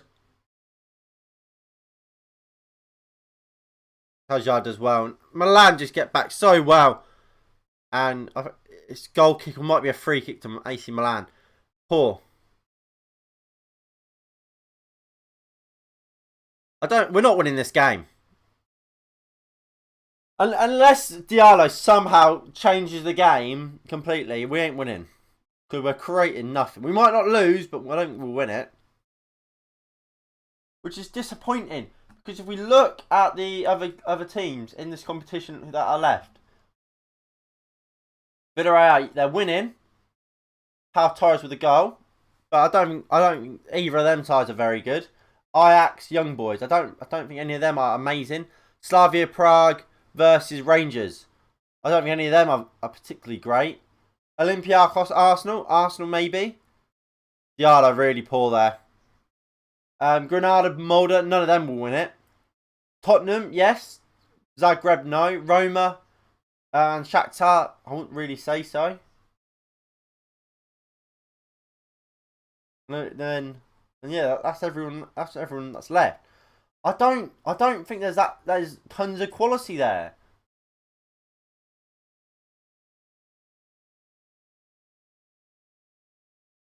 Let's go instant impact. Bruno goes long. Go Diallo! Diallo!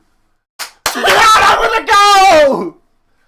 Diallo! What's this? What's this from Diallo? Diallo, what a goal! Bruno Fernandes with an incredible ball. And it's an incredible header from Amad Diallo. Boy, he's jumped all over him. Oh, it's an incredible run from Diallo. Tomori really poor. And what a header! What a header from Amad Diallo! Oh, it's like this! What a header! Right. If you guys remember,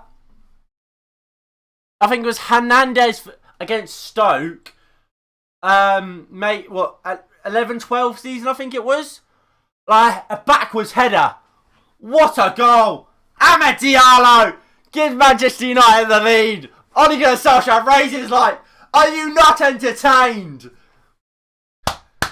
Amad Diallo. AD19. Remember it.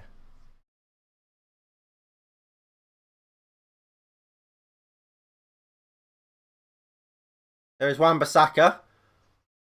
Bruno. Diallo.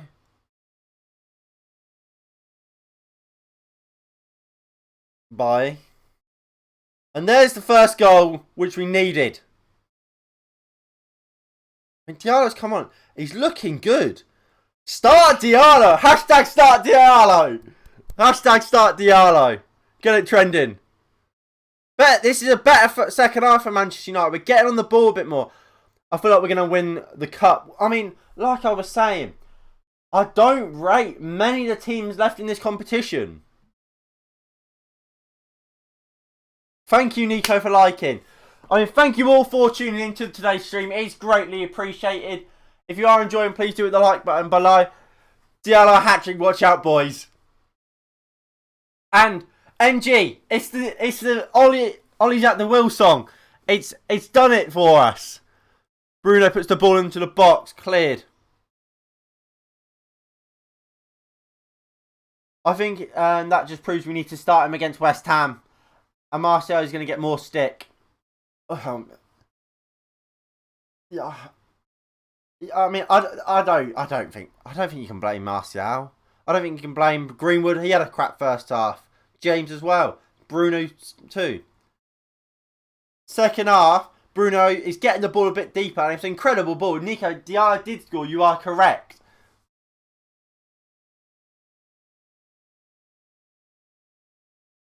And that's better. That's more like it. Great. It was a fantastic goal. You are right. It was incredible. You owe me another song at the end of the game, mate. I think I probably do. If we do win the game, I'll give you one. I'll give you one. Matic goes long. Go on, Dan. Dan James is in. Go on, Dan.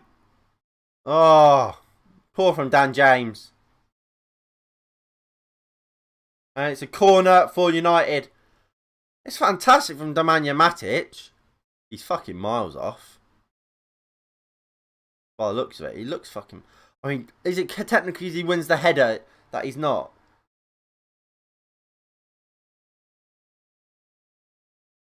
But that's fantastic for Amad Diallo. That is absolutely fantastic for the young lad. Finally gets his first goal. Diallo should always start. You can't start him all the time. You can't start him all the time. Talos puts the ball into the box. Cleared away. Matic will just pick it up. We'll give it to Bruno Fernandes. He'll go back to Wan-Bissaka. To Matic. James. Matic. Lovely run from Dan James. Dan James puts a good ball into the box. Donnarumma claimed really well.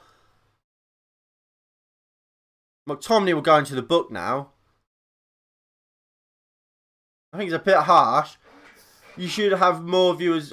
You're a good football streamer. Thank you, David. Your praise, as always, is greatly appreciated. I mean, like I've said for a long time, let's see this foul. Oh, it is a foul of mine. It's stupid for McTominay to get a booking for that. These streams are just... We're here just to have a little chat while we're watching the game. We was all going to watch the game anyway, I'm sure. But obviously, especially with COVID and whatever... Obviously, we can't just go to the pub or get your mates round and watch the game. So why not do these streams? Obviously, we can create a little community here, and we'll just all chat watching the game. That's what it's all about, really. Just having a little chat, enjoying watching the football together. But as always, thank you for your kind words. Of course, like I've said a few times, we are now on the road to 100 subscribers. I think we're about 2 off. So anyone who's new and you haven't subscribed yet, please do. Greatly appreciate them. Obviously, if you are enjoying it, please do share the stream and like the stream. That obviously helps get new viewers to the channel. I love your vids, and by the way, we're nearly 100 subs. I mean, again, thank you here for United. Oh, here comes AC Milan. Oh, shit. Diaz strikes. Maguire, good block, and Bailly clears. Kessie strikes. Blocked by Matic. I mean, yeah, here for United. Thank you. Greatly appreciate it. I love the fact you tune in every week. Same with you, David. Same with you, Nico. Same with you, NG. Here for United, I already said you. Everyone here. Thank you for tuning in, week out. It's greatly appreciated. Also, you guys don't have to be here, so I'm thankful that you guys are, and I'm glad you enjoy them.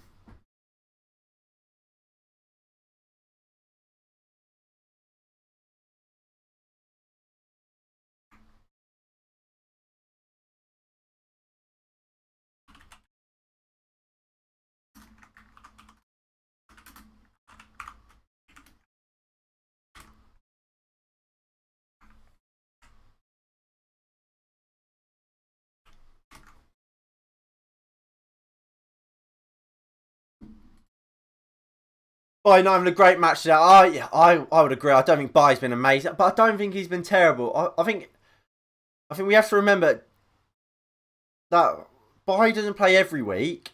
For one, I think Rafa Leao is a very, very good and tough striker to deal with. How often do you see a quick, tall, and physical striker? You don't often see it. And I think especially if this was if this was Lindelof and Maguire, I think Lindelof would probably be having a worse game than what Bailly is. But I'll go along with that. I don't think Bailly had his best game ever.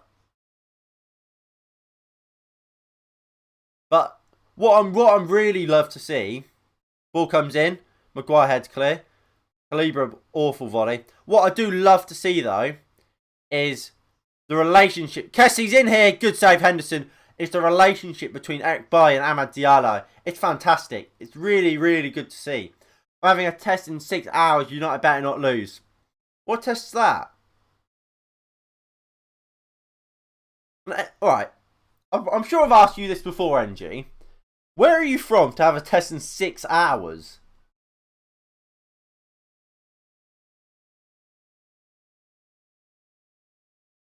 Right, so corner here for AC Milan. Ball comes in. Flicked ahead. Bailly heads it away. Tomori wins the second ball. Wan-Bissaka wins the third. And Greenwood will get hold of the ball, but he can't get it away.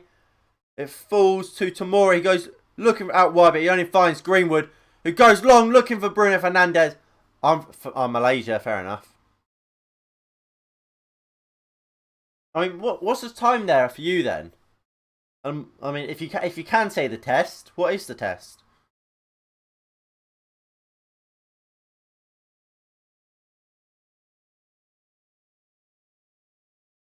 Of course, these are the score predictions from today. So me and Nico went for 2-1. No, sorry. Nico went for 2-1.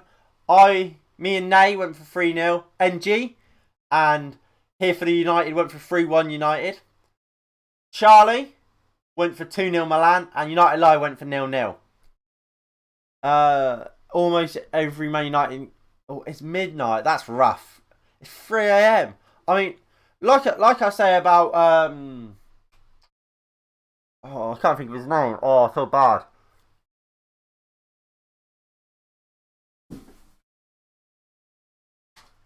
Have I written down? Must have written down somewhere. The Australian fan. It's like people will go, "I support your local," and of course, Man United isn't your local if you're from Malaysia. But it's like, how many Man United fans would be awake at 3 a.m. every game to watch Man United? Very little. So I have to respect you. GG Myths. I told my friend to subscribe and he has. Thank you, GG Myths. You are a legend. Thank you, my guy.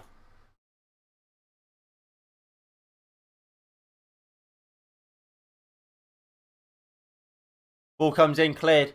1 off 100. Yeah, we are on 99 subscribers at the moment. So I'd just like to thank you all for helping out, tuning in every week.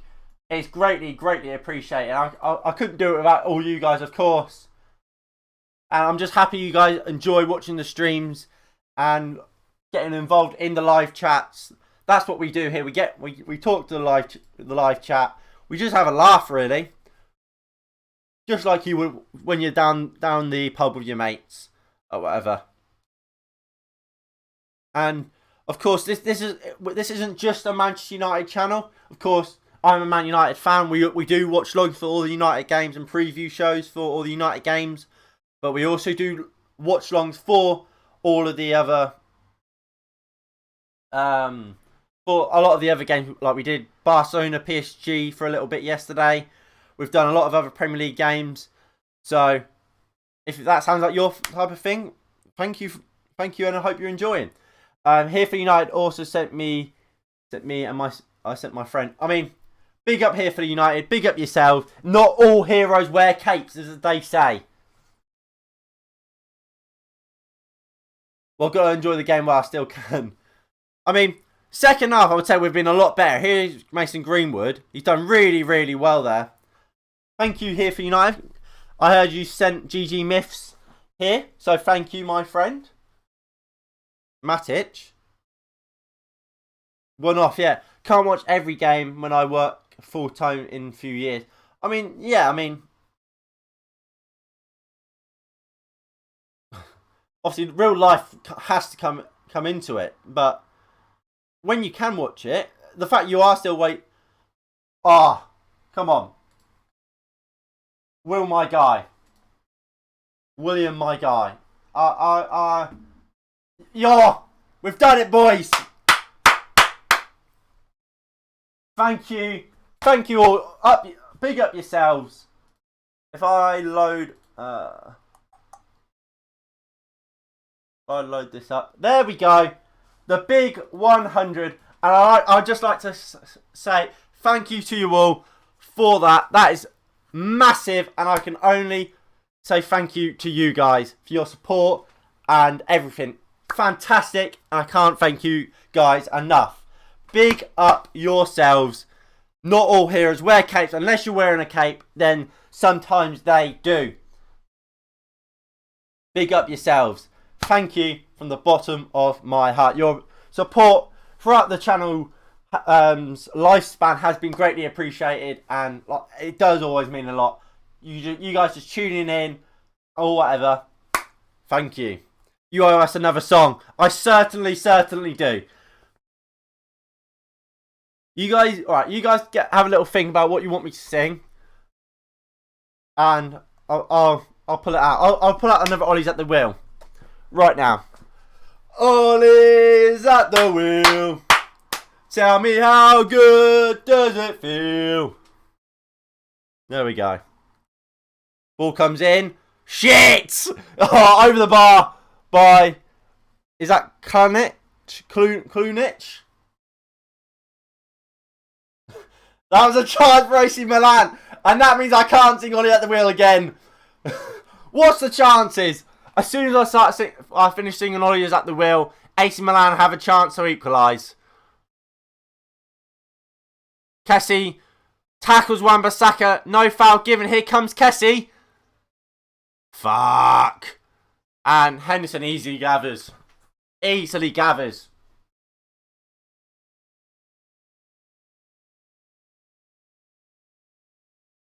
Fuck off, Siri.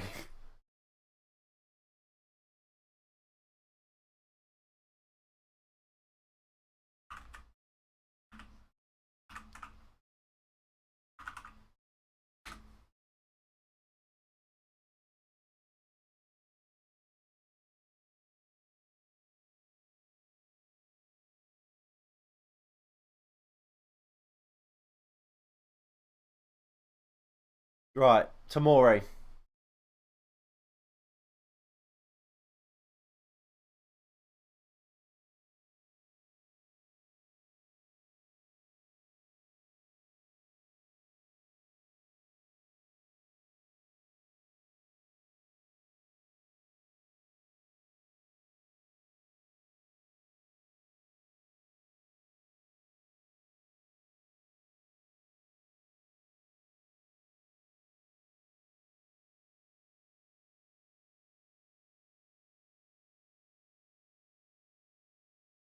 101 now. Big up yourselves. Do a shot. I mean, I don't have any shot glasses. Right, at full time, I'll try and find a shot glass. I don't have great. I don't know if I have anything to shot. I mean, I've got a bottle of whiskey. That's not. I don't think that's really shotting, is it? I mean, I've got that. I've got Scottish whiskey. That's all I've got. That's not really something you shot, is it?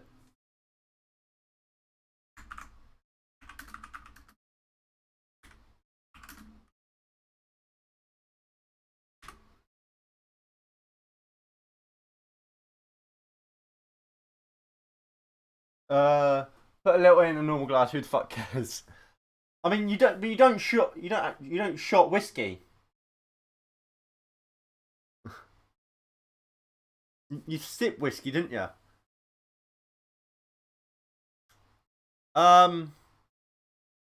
Right, I might not be able to do a shot today, but for the next stream, I'll make sure I do, and I'll do it then. I'll make sure I have something to shot. As I feel like I feel like I owe it to you guys. So I won't be able to do it today, but I promise I'll get something to shoot or to shot for next stream. Here comes Dallo from Milan, puts the ball into the box. Dan James heads clear. Bruno tries to flick it away but can't.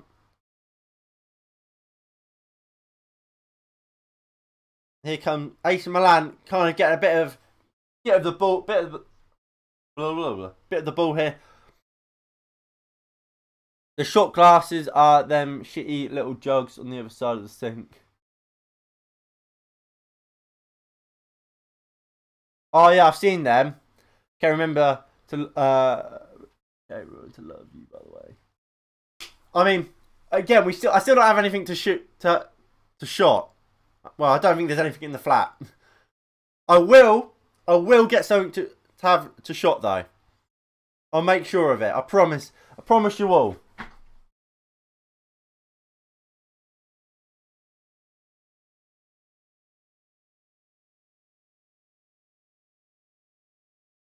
Alright, here comes Sandro Tonali for Brahim Diaz for AC Milan.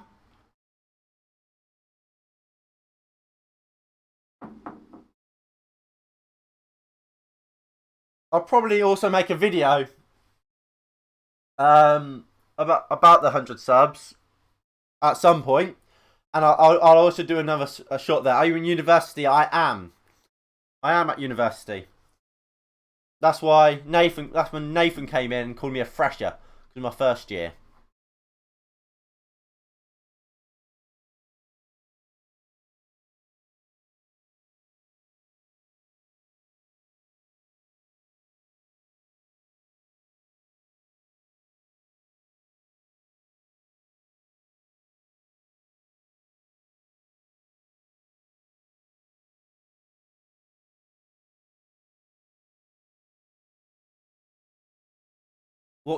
I'm studying media production.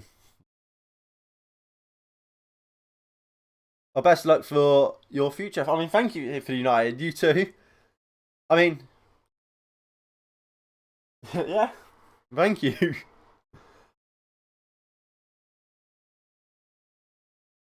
But I mean, actually, about the game, I'm still in fucking secondary. Honestly, secondary school, enjoy it while you can, mate. It's not that bad, really. Much better to be there than having to actually have responsibility. But alright, so where's the stats? So these are the stats for today's game so far.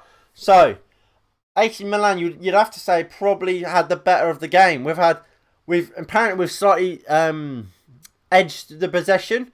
I mean, I don't think you would say that based on the game, how the game's gone. But 11 shots to our 6, 4 on target to our 2. I think, look, their pass accuracy is slightly better than ours. I think I would say they've been the better team. But Who knows?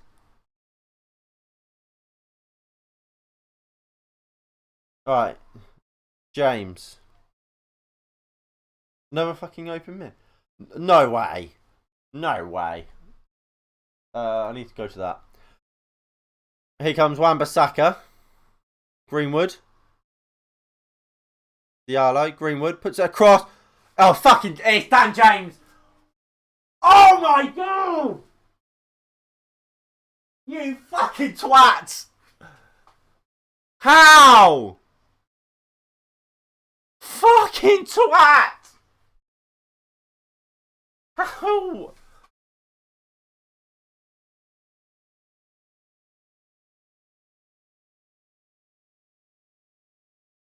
It's not worse than Maguire's. That's all I can say. What the fuck is that? What? And this is what I mean about Dan James. Dan James has been playing well, but he's not of the quality that is expired. Fred's now going to come on for Man United. My friend had a fight today, so did I, because the other guy started chatting shit about his mum and that. I mean, why is Luke Shaw coming on? Why is Shaw coming on? Shaw literally would nearly miss the City game. Why are we bringing him on? It makes no sense to me. But about your fight, mate, I mean, obviously, try and avoid getting into fights if you can. Try and avoid getting into fights. I wouldn't recommend it, but obviously sometimes it happens. Brandon Williams is also coming on. All right, Bruno's coming off by the looks of it. Bruno, Wan-Bissaka, and Telles. I'm done. Shaw is injured as well. Yeah, exactly. That's what I mean.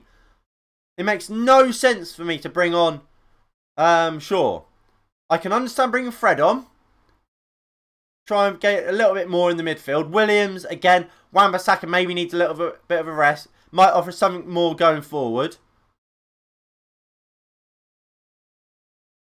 Dan James is coming on. So, wait, hold on. Yeah, Telles is gone. He's either going to go left wing or we're going far at the back. And here comes... Is that Kalou? Bully short kids. I mean, some people are just pricks, aren't they, in life? Just try and avoid them as much as possible. Obviously, that goes without saying.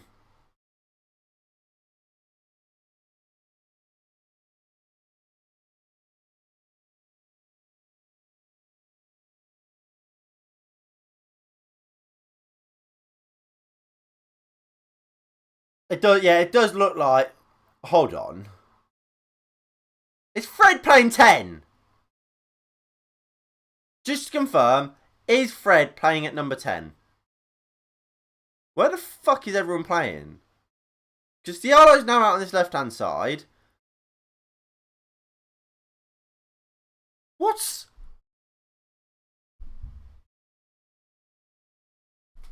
Huh? Are we playing this at this point? Are we playing...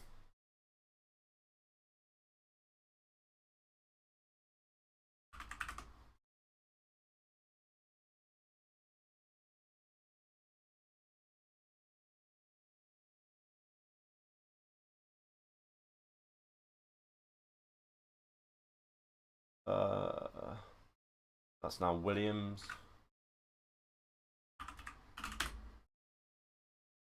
And are we just playing this now? Or that's Fred? I mean, that's kind of what we're playing at this point. I think we're going to let in a scrappy goal and then blame the weather. Oh yeah, my brain. I've only taken edibles and he's high. No, what a tosser. I mean, look, if it works, it works. But I find it bizarre.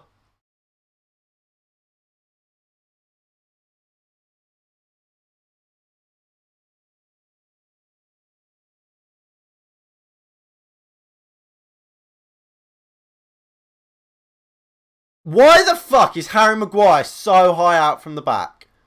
Ball goes long looking for Dallo. Ball's to Williams. Offside. But that is kind of what I'm seeing right now.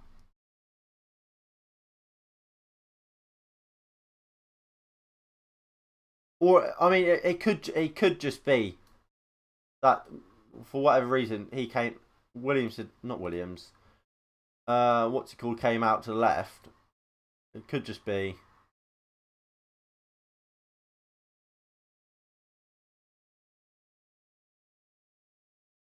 Could be that. But here comes AC Milan. Awful ball across. Tellez does well. Finds Shaw. Shaw can't get out. Tellez. Maguire. Looks for Greenwood. Can't win the header. I'm going to go with that. Well, credit Ollie for making subs for the Sunday game. Yeah, I agree.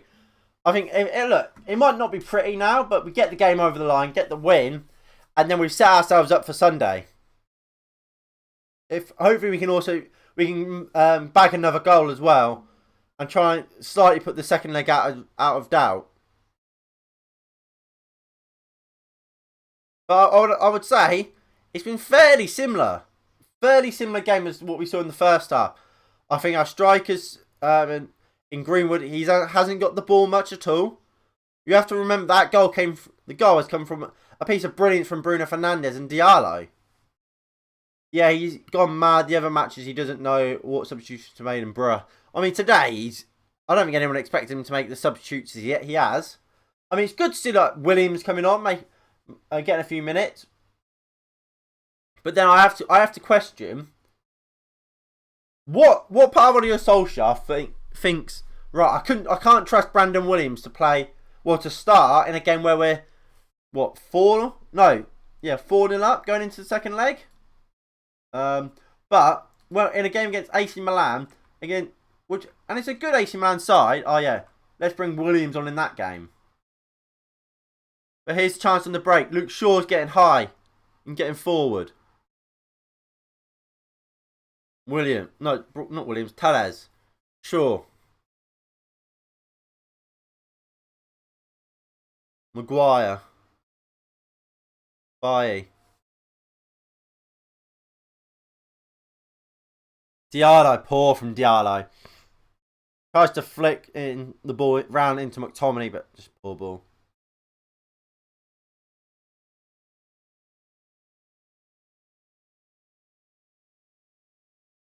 Here's the goal again. What a header! What impresses me the most is he chips Donnarumma. He chips Donnarumma with a header. Donnarumma's fucking massive.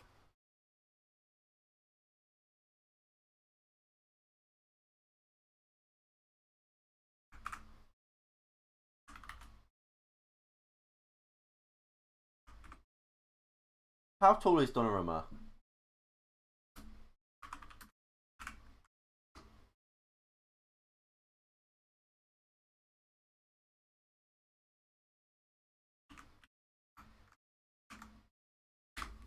He's 6'4", Donnarumma, and he's chipped him with a header.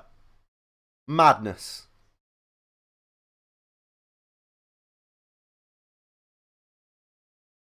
Yeah, he is taller than Maguire. I mean, look, this game should be out of doubt. Remember, obviously, Diallo scored his goal. Maguire missed an open goal. So is Dan James. So he should have been 3-0. Finn, download the Manchester United app and they tell you everything you can win. And you can win prizes if you get lots of predictions right. I've got the United app. I don't use it much, but I've got it.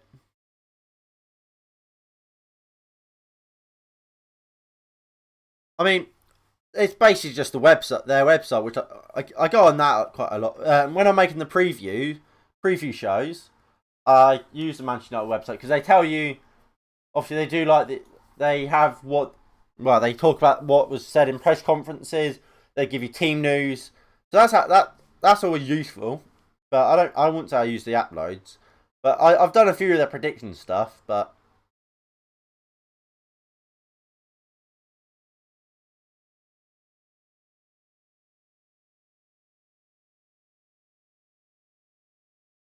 right, here's Kessie. Ball comes into the box. Kessie, poor header.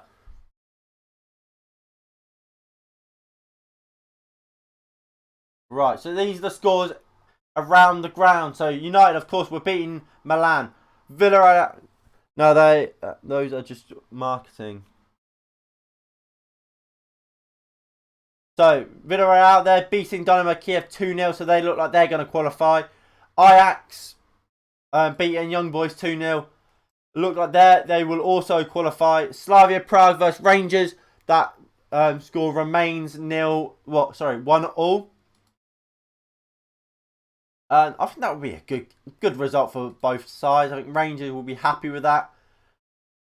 But I mean, Rangers are known for winning games, so they could easily find another goal. So I don't think there's really any upsets in the competition so far as it stands. Of course, I will keep an eye on that while the rest of the game goes on. We've got West Ham on Sunday at 9:55. It's not 9:55 the start, is it? It's 15. It's not 5:2. It's 15:15.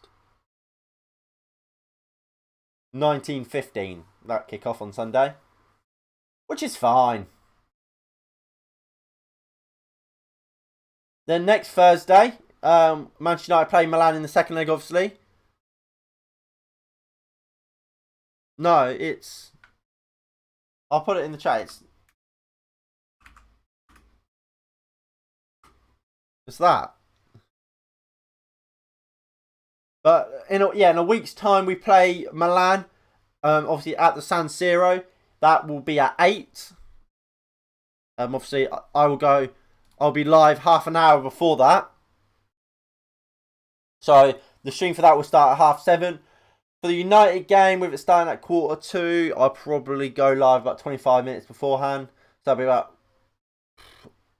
40 minutes. No, 22 probably. I don't know. We'll work it out at the time.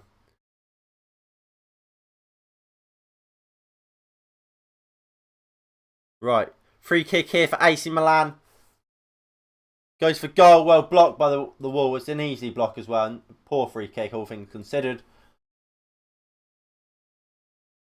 And here comes Greenwood away for Manchester United. Tonali wins the ball well.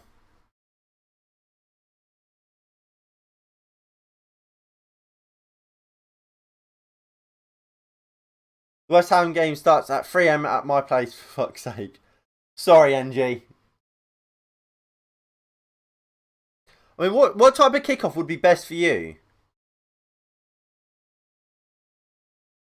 What type of kickoffs is best? What type of kickoffs is best for you?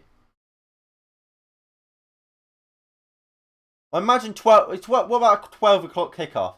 I imagine that must be pretty decent for you. Tellez, sure. Looks like Shaw's playing left wing and Tellez is staying at left back. It looks like this, actually. So we had it down as that, but it looks like it's actually that. Diallo. McTominay. Yeah, Shaw's up top. Shaw's up fucking top at the moment. Fred. Sure. I mean, obviously, Ollie has said that Shaw's one of the best finishers at the club. Clearly, he wants him up top.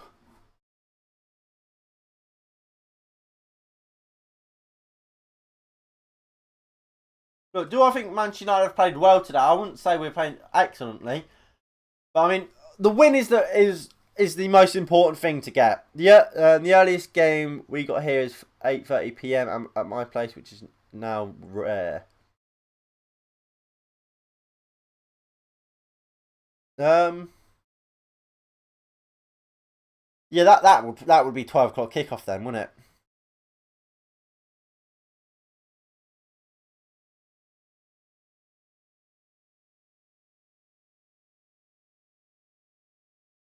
Diallo wins the ball well. Here comes Greenwood. Greenwood does well. Greenwood does well. Good tackle. I mean, 8:30 isn't terrible, but obviously that's rare. But I think Milan would look. Obviously, they'll fancy themselves to get a goal here, but I reckon Milan wouldn't be too unhappy with this. I think they've probably been the better side. Ball comes in. They've scored what 2 goals? I think I don't think it's handball for the first goal either. I think they've cut themselves unlucky, to be honest, today, AC Milan. And I think they'll be very, very positive going into the away leg, thinking, look, if Man United play like they did today, we can get something against them. To make things worse, I'm having my finals during the West Ham game. Oh, that is rough, mate. I'm sorry to hear that. I mean, hopefully you get. Oh well, I don't even have to say hopefully. I'm sure you'll get on. You'll do absolutely fantastically well in your finals, and Man United will get the 3 points. Here comes Diallo. Donnarumma's out well, but it's only out for a throw.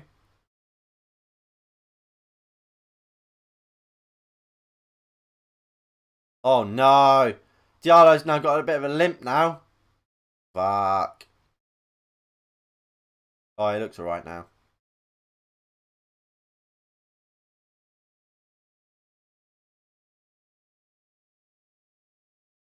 Long ball. What I would say though, again, I mean, look, again, I think Dean Henderson's had a really good game. I think he's been very good. But I don't think Dean Henderson's had much of real quality to do. Again, I think it's been the saves he's made well. He deserves at least a 7 for his clean sheet. But I mean, the 2 best chances AC Milan have, they've scored, but they've been disallowed. One for offside, rightly so, and that Kessie goal, which I don't think should be disallowed. Milan have definitely been the better side, I would say. Poor from Matic there. Kessie finds a volley. Poor from the number 17.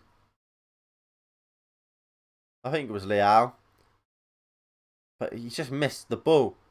But now they're just knocking the ball around. All hands on deck for Manchester United. Miete. Matic battling for that ball. Good from Nemanja Matic. Fred now needs to get involved. Long ball. It's a great ball. Dean Henderson. Fantastic. Brilliant from Dean Henderson. That probably gives him an 8.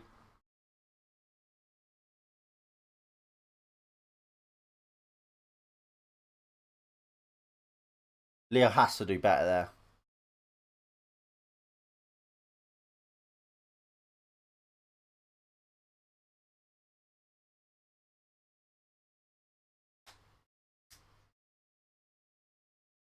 Long ball. Here comes Tonali with the ball. Shaw battling. Diallo just clatters into it. Big up Diallo! I like the look of Diallo. I have to say I do like the look of Diallo.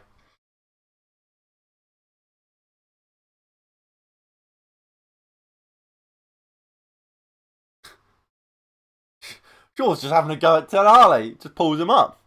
So there's 3 minutes of added time in this game. As you can see, I've actually improved the timer, so now it's actually a 90-minute plus timer rather than having to go 45 all the time. We've actually got a proper 90-minute timer. So, well done to us. Time to prepare a song, mate. What song? Am I going for Ollie out again? Ollie out, Ollie in. Ollie's at the wheel again, sorry. That was handball from Tamori.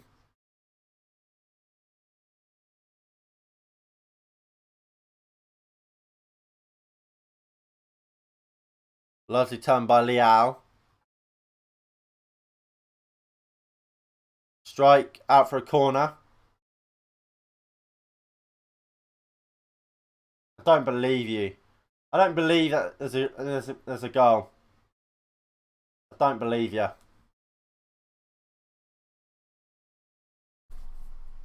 I don't believe you, NG. If there is, I'm not going to be happy that you've spoiled it. Ball comes in. Fucking hell, there's a goal. Is it Kessie again? No, it's... You fucking joke. What a joke. What a joke. Dean Henderson should save it. How has Dean Henderson not saved it? Oh, the timer's stopped now. How? Has to save it. That is awful goalkeeping. Crap goalkeeping. Crap from Dean Henderson. Has to save that. Has to save that. That's awful. That is awful from Dean Henderson.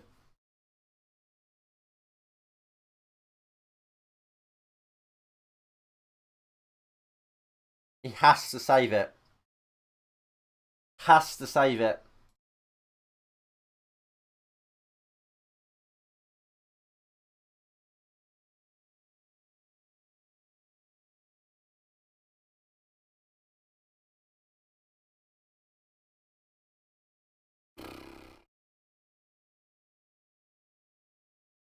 Has to save that, Dean Henderson. That is awful from Dean Henderson.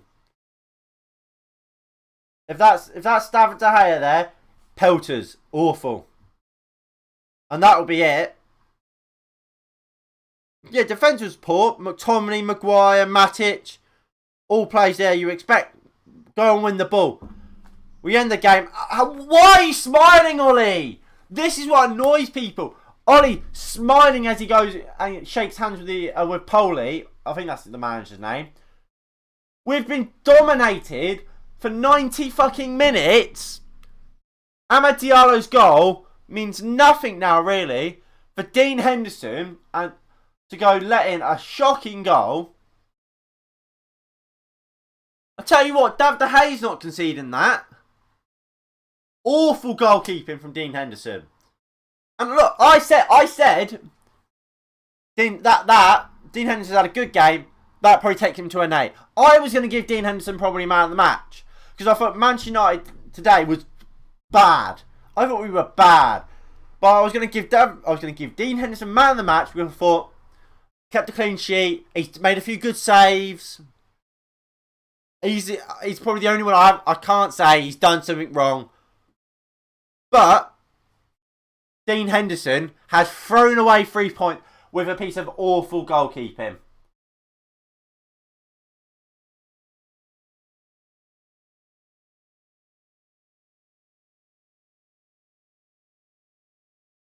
I mean, look, he's not just, at least we will be attacking all out again next week. Yeah, I mean, the only thing I can say, as Diego Dallo and Fred walk off the pitch together, what I would say is, what is it? What am I trying to say?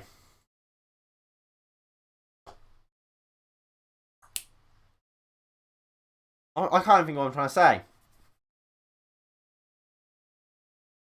Well, yeah. Dean Henderson has to get criticised for that. That is awful goalkeeping. And look, here's Paul Scholes. Paul Scholes has been massively on the play Dino. Dino's our Manchester United's best goalkeeper. That is on Dean Henderson. Yes, the other goal, the centre backs and the 2 defensive midfielders should be doing better. Should be winning that header first. But as true as that is, the header is straight down Dean Henderson's neck. Straight down it.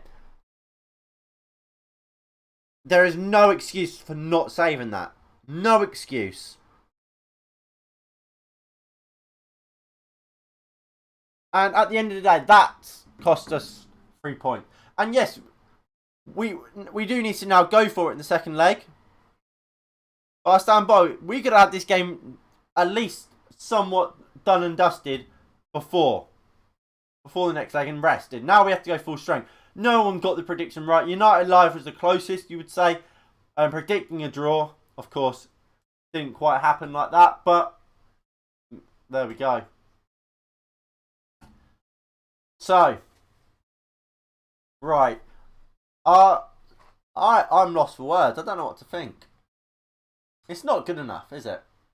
I think we can all agree here that's not good enough.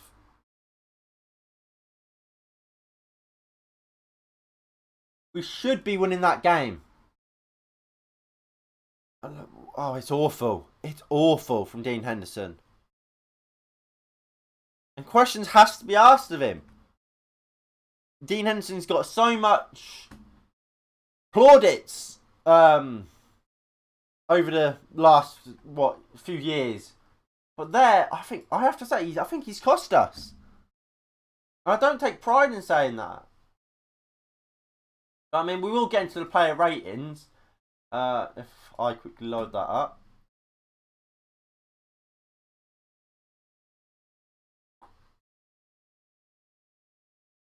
Right, so here are the player ratings.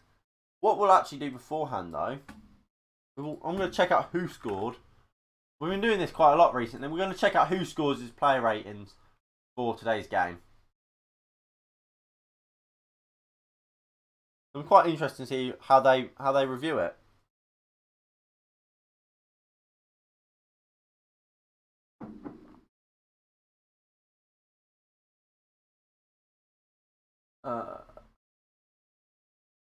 So this is how WhoScored has it.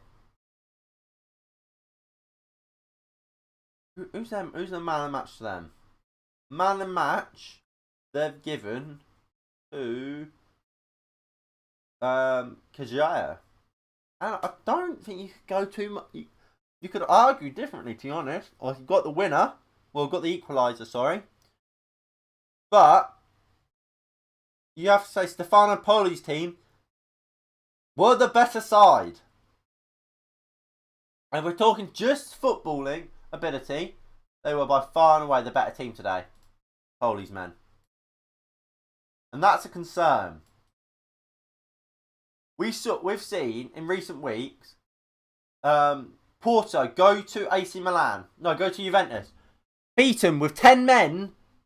And deservedly so. We've just invited AC Milan to Old Trafford. And they've walked all over us, really. Yes, apparently we've had more of the possession. But what have we done with that possession compared to what they've done? And again, I have to say, if I go back to the full pitch, it's this a lot. It's Maguire to Bailly to McTominay to Matic to then maybe to Bruno, who then will go long because there's no option because he's had to come so deep to get it. Or it's Bailly, Maguire to the left back, to one of the two defensive midfielders, to the other one, then maybe to the right back, and then goes back.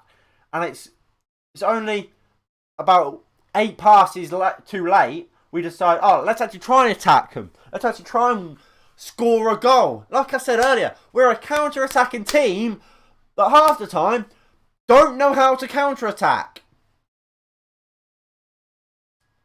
And really, the last minute goal has really just put a down on the whole performance and the day, really. Like, it's just a shame. It's the 2 open goals misses the main cause. Of course, the two open goals, they're shocking. Dan James and Harry Maguire. I don't know. I don't know what to say.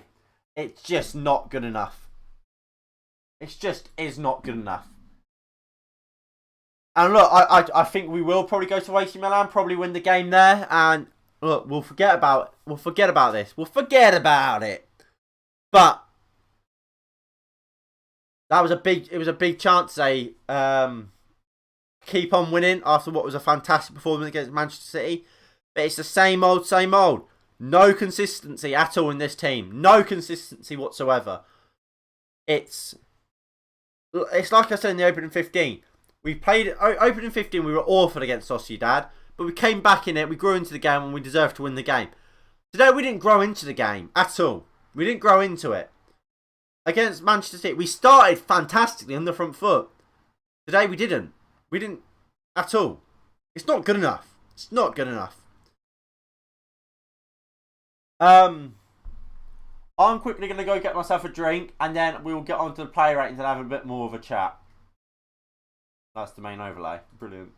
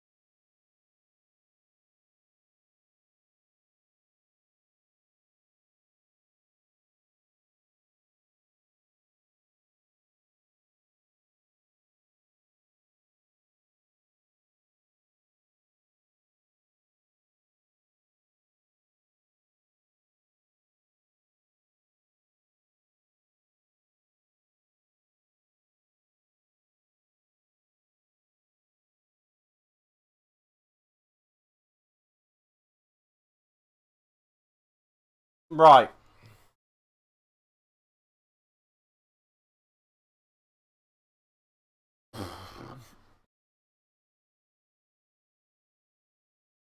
They got the away goal. That's all they need to win something in the second leg. I mean, all they have to do is keep clean sheet now and they're through. But, look. I don't want to blame this all on Dean Henderson. Should Dean Henderson save it? Yes, absolutely. He should save that goal. That's a sitter for him. A striker, for a striker, an open goal's a sitter. For a goalkeeper, a header like that, that's right at him. He should save it. He has to save it. But that's not the main thing. Obviously, we missed two. We missed two open goals. That's not good enough. I don't care. Harry Maguire's a centre back. A centre back is a professional footballer still. I expect a professional footballer to score the goal that Harry Maguire missed. Dan James, in a sense, even worse. In a sense, is worse because he's an attacker and he missed it. I think I would say James's isn't as bad as Maguire's, but Maguire's is awful. So is James's. Realistically, Henderson shouldn't have the opportunity to make a mistake that will eventually cost us the win and cost us a away goal. It's not good enough. It's Matic's man. Matic doesn't keep up with him. McTominay, he's ducking. I don't know why. Henderson, not good enough at all. They're showing the goal again. It's not good enough. But Dean Henderson isn't the main issue with that. I think we can look. Well, we'll look at the team at the end. This was the team at the end. What's going on? Look? I'm not saying Brandon Williams caused us to lose this game, but why is Williams coming on? Ollie doesn't trust Brandon Williams. Or we would have played in the second leg against Sociedad 4-0. 4-0. We were winning. Williams didn't start. Yeah, he comes on today in a game which Milan were dominating him and looked like they were going to score. Shaw comes on. He's a better defender than Telles. Why is Shaw being put out on the left wing and Telles not? Surely that makes so much more sense. That's what everyone in the chat was thinking was going to happen. Because that makes sense. Telles is known for his attacking ability. So let him attack. But no, we put Shaw there and keep Telles at the back. And again, it's not Telles' fault. But what's the logic behind it? Why is Shaw coming on full stop when he's injured and he only just made the Man City game? What was 3 days ago? Martial, he's injured. Brilliant. Fantastic. Martial played and we assume he's injured. That's why he came off. But that's not great. Why did we take Bruno off for Fred? We gave up. We gave up. And the subs show that. If I load the game up. 74th minute. We brought Williams on. We brought Shaw on. And we brought Bruno Fernandes on. We brought on two fullbacks. And we brought on a defensive midfielder for a winger and a cam. What's going on? We went back. We thought, fucking hell, we're shit scared. It's Leipzig all over again. I'm having a cookie. Good for you, Dave. You deserve it. It's Leipzig. It's PSG. It's all over again. It's right. We're getting overrun here. What are we gonna do? Are we gonna try and keep hold of the ball a bit more and actually be a bit more creative and get attacking more? No, what we'll do, we'll get our attackers off. We'll get Dan James. Did he have a great game? I don't think so, but he's working effortlessly. He was getting backwards and forwards, and he's got pace. He was running with it, and we'll take off our best creative player for Fred, who we all agree can't pass, and we're surprised that this happens. It's not good enough, and the subs are bizarre. And look, we were never really in the game. Henderson did not De Gea. He let it go in. Henderson did not do anything. Dean Henderson should save the goal. It's an easy save. It's right at him. Right at him. Has to save it. He has to save it for me.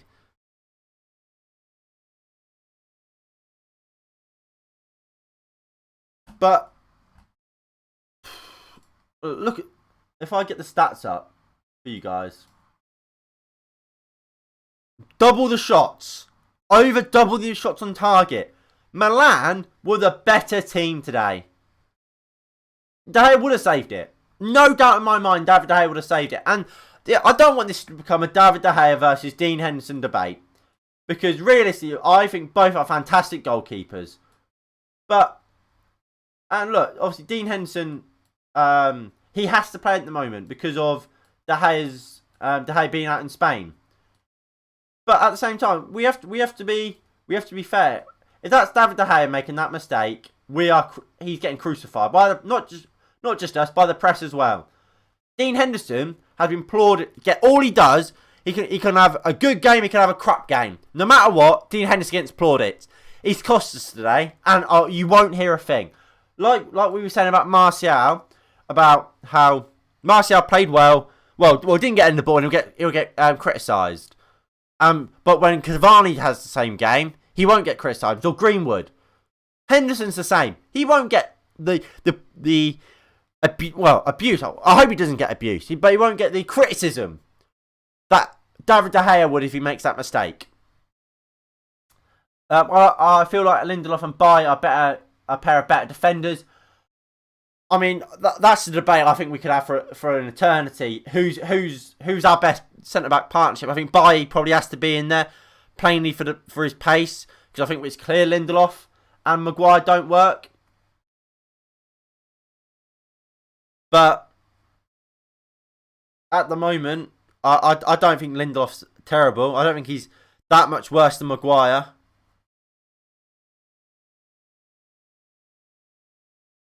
Henderson's going to be number one.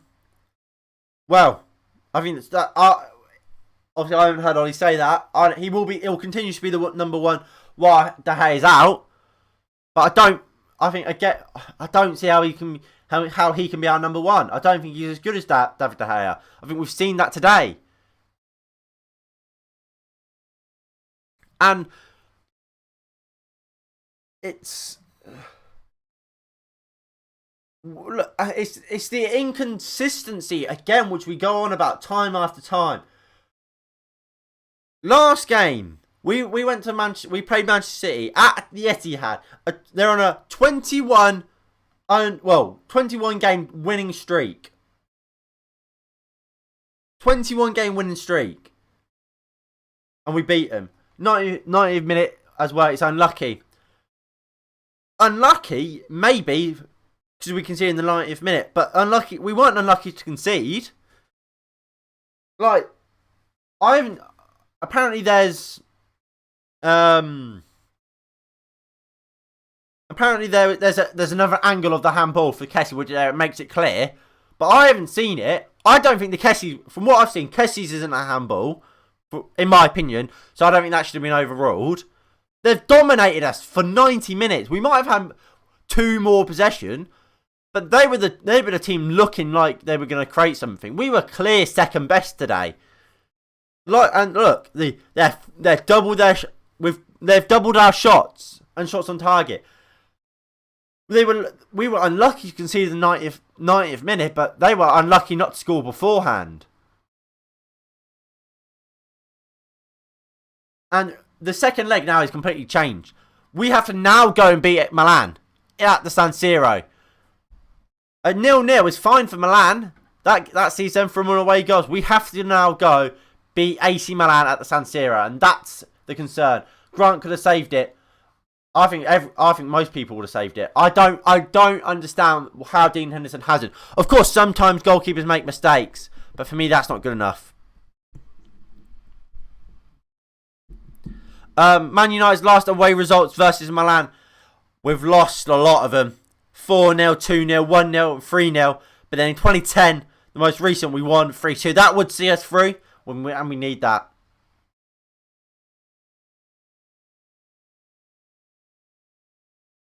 You hit 100 subs. Thank you, bro. I mean, we did. We're going to do the player ratings here, and then I'll do my final piece. And thank you all. And we'll end the stream, and then at some point I'll make a video about the 100 subs and thanking you all. But yeah, we have hit 100 subs, so like I said, I thank you all. You guys are amazing. We couldn't have done it without you. So, but we will get into the play ratings. Get your play ratings in the comments below. Manchester United could let David De Gea leave Manchester United. There's rumours PSG wants him. I don't think PSG. He goes PSG. I think they like Keylor Navas. Keylor Navas was man of the match. They want the Atletico Madrid goalkeeper. If we sell De Gea, we won't get Oblak. We'll just make Dean Henderson number 1. Oh, here's Ollie.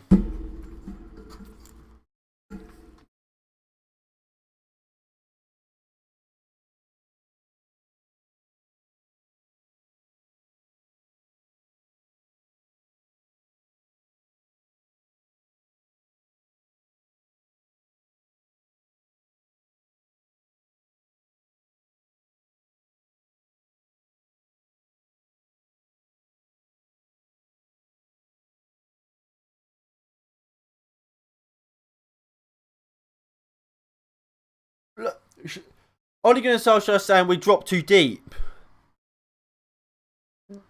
We concede from corners all the time. It's not something new. We brought on how many defenders or defensive midfielders?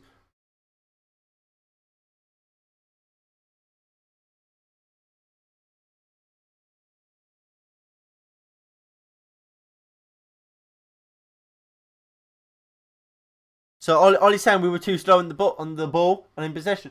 Bang on. We were. We were saying that from minute 1. Greenwood did nothing like James, not doing a lot of passes. They gave away the ball. What I would say about that is we don't use our right hand side and our striker doesn't get the ball. The 2 positions Greenwood played today. I don't think Diallo got much of the ball when he came on, apart from that header. Dan James I can't remember him doing much either. We just didn't attack today.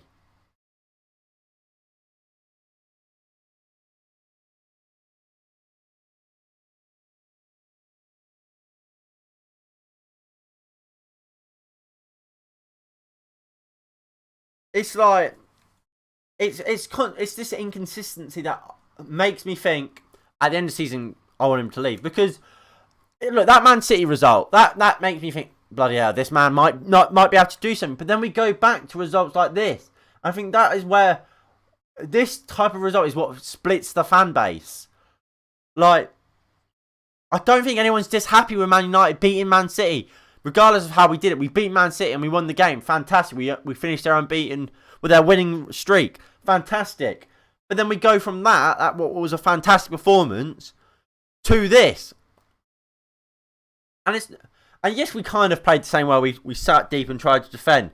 But you look at how good we were on the ball against Man City. We created chance after chance, really. Today we didn't do that. And that's the annoying thing. Man United need a new goalkeeper. I don't think we do. We've got... Dean Henderson realistically is a good goalkeeper. David De Gea is a fantastic goalkeeper. David De Gea is just out. He'll be back soon and he'll be back in there. Yeah, in most games we don't use our right... maybe... Yeah, our right-hand side is absolutely abandoned. And what I would say is, I think it must be tactical. Because... I will never forget this. It was the... what game was it? I think it was the Chelsea game. Martial didn't play that game, so he couldn't be in that. Could have been West Brom didn't play either. One of the games Martial played up top. He got slated for the game, but I thought he played really well. But at one point, Martial picked the ball out on the left-hand side. He was completely surrounded by players. The left side was completely surrounded. I think Rashford was out on the left. Shaw was out on the left. There were so many players, and everyone was on the left. Martial does brilliantly to dribble out, finds Fred in the middle. Actually, what I'll do is I'll get it up on here. So, we'll say... So, the ball... It was like this. So, we had so many players out here. Maguire was getting forward... Whatever. So, I'll make this Bruno.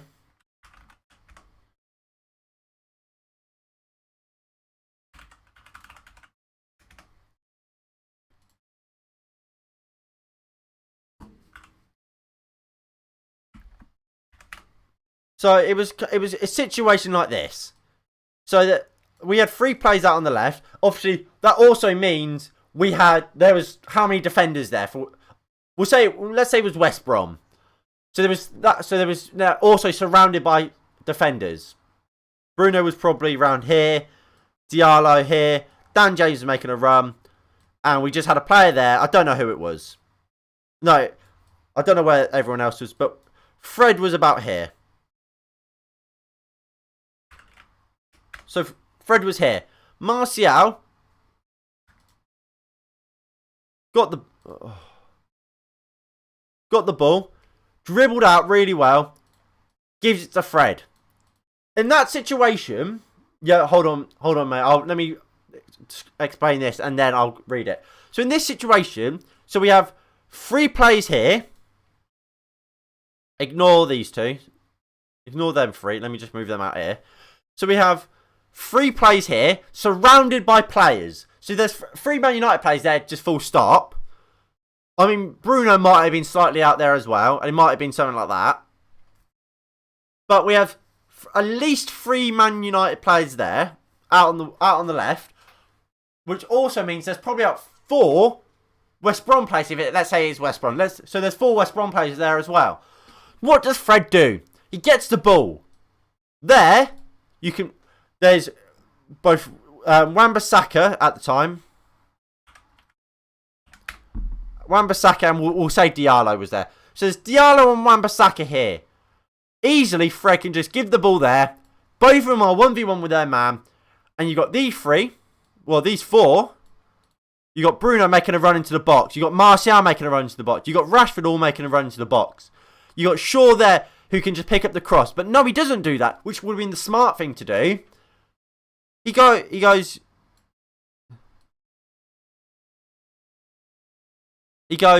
Oh, Fred. No, not. He goes. Oh, sure. Had the ball back. And then about 2 seconds later, we lose the ball because again, instead of going out to the right hand side, we go to where there's men free and you can get the cross in and it'll be easier. No, we go to the left because I think that must be tactical because there is no way you're a professional footballer, which Fred is. He's playing at the highest level, really. That you think on your own here. It's better to go back out to the left than it is to go to Wan-Bissaka or I think it was Greenwood at the time, but in this case Diallo. It doesn't make sense not to go back, not to go to the right hand side. Let these players make a run into the box, get a crossing, and it's easier. But we go back to the left, we lose possession. It's so poor, and it's always down the left hand side. We were all saying on this channel. Wan-Bissaka is attacking, he's getting a lot better. He was fantastic against Southampton getting forward. But again today, our right hand side completely ignored going forward. It's not good enough.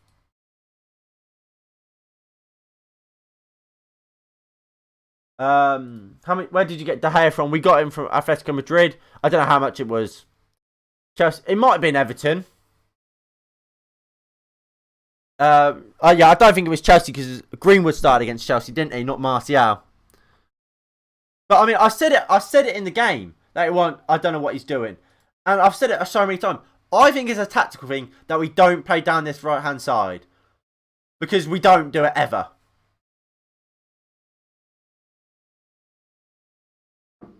Anyway, player ratings. Ha, my name is David. It is David.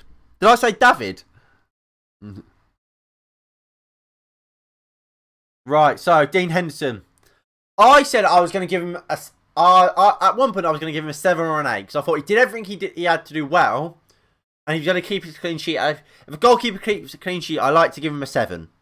And because I thought he'd done quite well, done everything what he had to do properly, I was going to give him an 8 because I was going to be nice to Dean Henderson. But I think I have to give him a 5 now. I haven't done this. I haven't done this properly. There we go. 5 for Dean Henderson. Like I said, I think he's massively at fault for the goal. Obviously, on another day, I think he could have conceded 2. I still haven't seen the angle where I think it's a handball. I think it could be. He should have conceded 2. He didn't have much to do really of any difficulty all game, and he still conceded. So I'm going for 5. Wan-Bissaka. I can't think of much happening down our right hand side defense in a bad way. I didn't think Diego Dalot really ever troubled Manchester United. I was about to give him a 6. I'm going to give him a 6. I mean, obviously, you guys let me know your player ratings down below as well. Or what's Harry Maguire saying?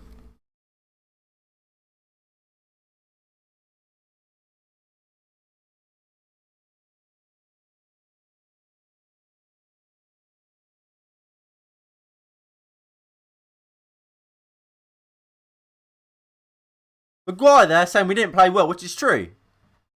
I mean, they didn't really create any chance of anything amazing.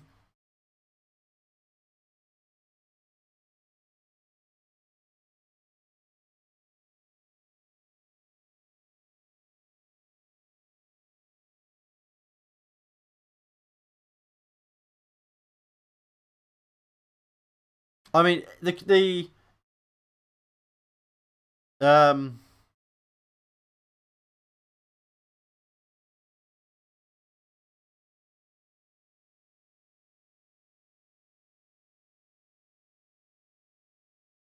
Maguire said he should have scored his chance, which is right. Honestly, look, I won't do this much. Harry Maguire, exactly right. So we didn't play well, didn't create many chances, which they didn't really, but they dominated the game, which Harry Maguire admitted. He said the Kessie goal, which was handball. Oh, again, brilliant from Harry Maguire. Might give him a man of the match just for this. He's saying, we have to step it up for second leg. He said, look, it was the first goal, the Kessie goal, which was disallowed for handball. He hasn't seen it, so he doesn't know if it was handball or not. But it's poor. It's not good enough.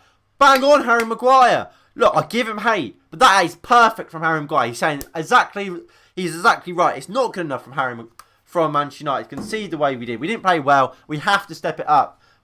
Brilliant, Harry Maguire. Bailly.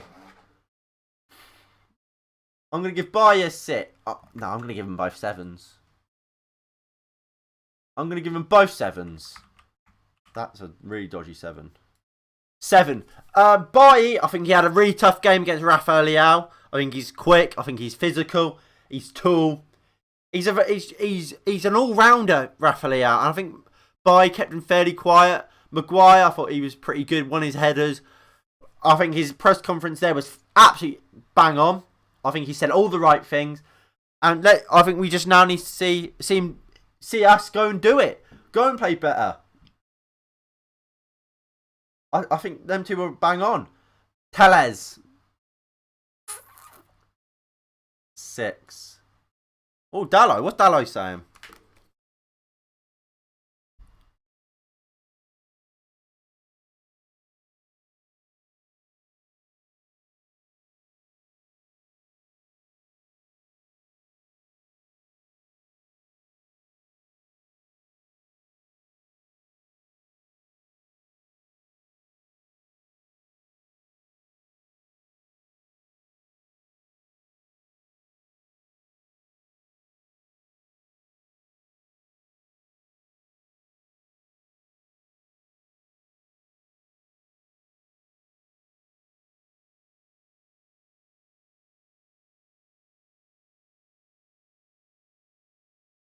I mean, the person doing the interview, he's saying he doesn't think it's handball. I don't think it was handball either. But McTominay, 4.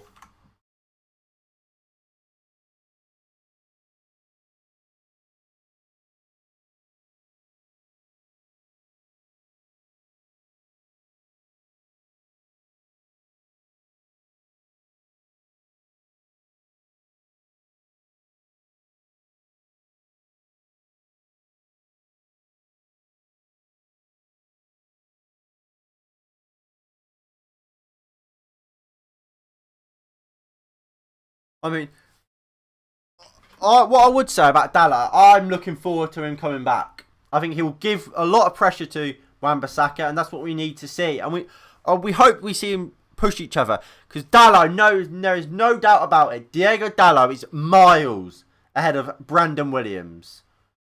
That's all I'm saying. But I don't know about McTominay and Matic. Nothing. They were slowing the ball. Didn't grab hold of the midfield at all. They were awful. Really poor today, Matic and McTominay. What are they? What were their point? What was the point of them being on the pitch? You could have taken them out, and I don't think you would have noticed. So slow on the ball. Matic, look, he's there to win the ball and give it and go forward. Give the ball. McTominay's job is to link the play. McTominay can't do that again today. He's been awful again today, McTominay.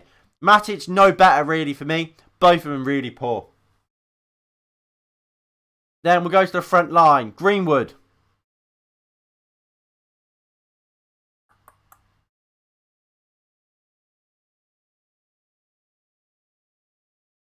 I don't know.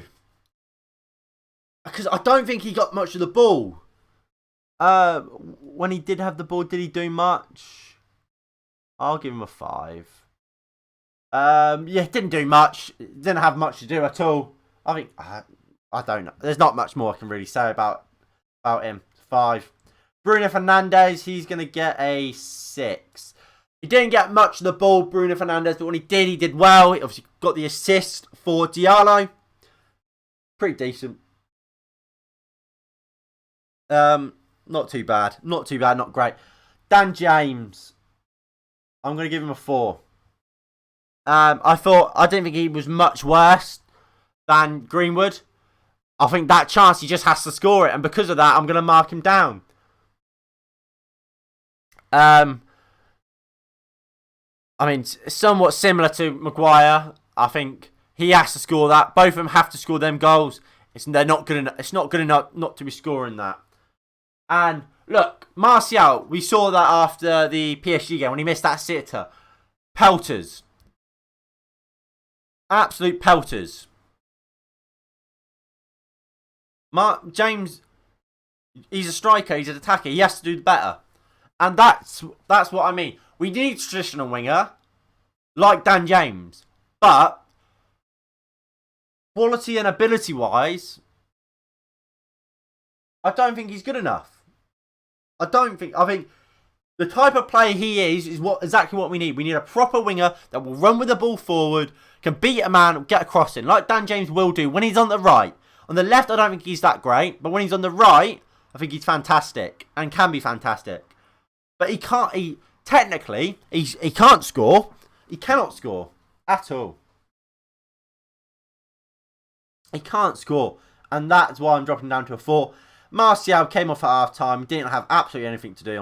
I'm giving him a 6, but that could be anything else. Hi, hello, Jack the Lad. How are we? What do you make of the game? Williams,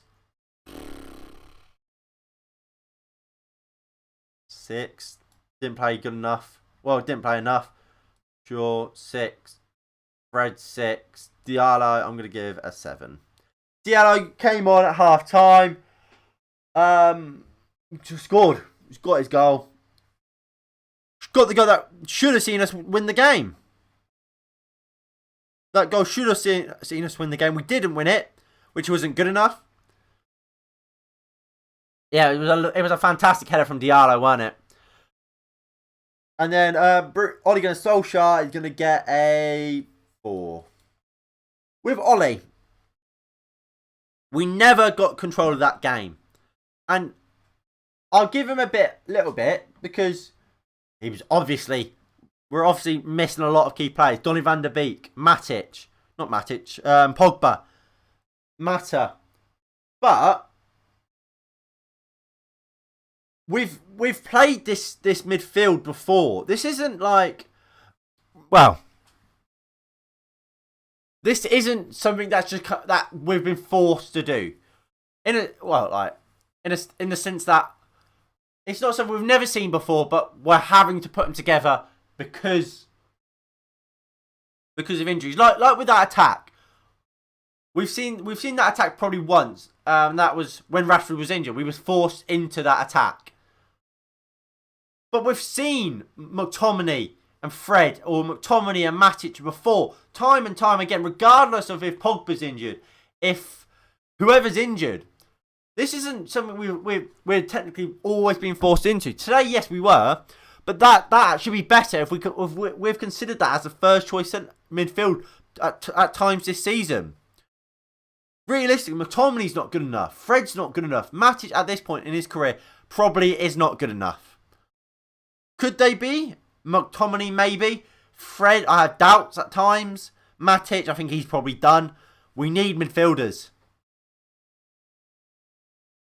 But, like I said, Ollie should know that. He should know. And these players should be coached better. They are Manchester United players. They should be better than this. Ole Gunnar Solskjaer said in his press conference, we were too slow in possession. This isn't something new, Ollie. This has been the case all of this season, all of last season, really. I think he has to be better. I think some of the changes were shocking. He complained about how we dropped deep. What do you expect when you take off your best attacking midfielder and your only attacking midfielder on the pitch? You bring on a defensive midfielder. When you take off one of your wingers for a left back, and you don't even put your attacking left back at left wing. You put your good attacking left back, but a left back that is a left back. He's not a left wing back. He's a left back. Tellers, you could argue, is a left wing back. Yet we didn't. We put Shaw at left wing. Bizarre. And then again, as well with the substitutes, we took Grant and Bishop as part of the substitutes. Why not take Ethan Galbraith from the academy? Just put him in. Could he have done any worse today than McTominay, than Matic, than Fred if he started? Maybe Fred would have done better, but I don't think Fred played great. I just don't think he had long enough to get a mark below 6. It's not good enough. It's not good enough. I mean, man of the match, I'm going to give it to Diallo. He scored. He scored. Let me give Diallo man of the match.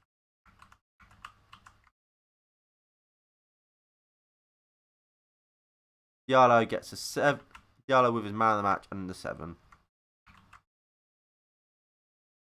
7. Anyway.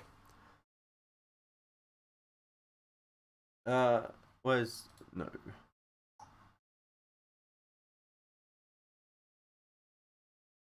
Anyway. I think this game shows that we've still got issues. The Manchester City game, as I said, that's not... Oh, we're now amazing. That's still... We're still where we were. We're still where we are. Has there been much progression? Not really. We need to be better. And I think, again, with that result shows that we need to be better. We need to improve. I think we are in a position where if we don't improve, I think Ollie's job will be on the line. And I would applaud people I hope it is under Ole Gunnar Solskjaer. I want Ole Gunnar Solskjaer to be the man to make Manchester United great again, to win us trophies again. But I think it is looking very, very unlikely the more we go on and the more performances like this we see. I want Ole Gunnar Solskjaer to win titles for Manchester United. But I'm not deluded in the fact that we're not seeing as much progression as we need to be seeing. We've seen Thomas Tuchel take over Chelsea. I think we've seen a lot of progression in there in such a short time. I think you could argue Mourinho at Spurs. Maybe it's not the way they want to play. But we've seen them become a Mourinho side. Ole Gunnar Solskjaer goes on about attacking football and the Manchester United style of play. Where is it? We're not seeing it. We're not seeing it often or quick enough. And after 2 years in the job, I think we should be seeing more. But that's a debate for another day. Anyway, that is going to be it from me today. Like we've said earlier, you did call a draw United Live. Well done to you. We did hit 100 subscribers there, which I can only thank you all enough. That is amazing. I can only thank you enough. You guys have been brilliant, and thank you. Now, on to the next 100, I guess. Thank you all. Your support has been amazing, and I appreciate you all. And I will I'll see you all in my next video, which will be the Premier League preview for this week.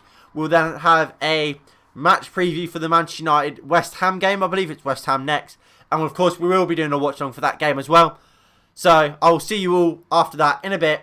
Thank you all for watching, and I will see you all next time in a bit. Peace.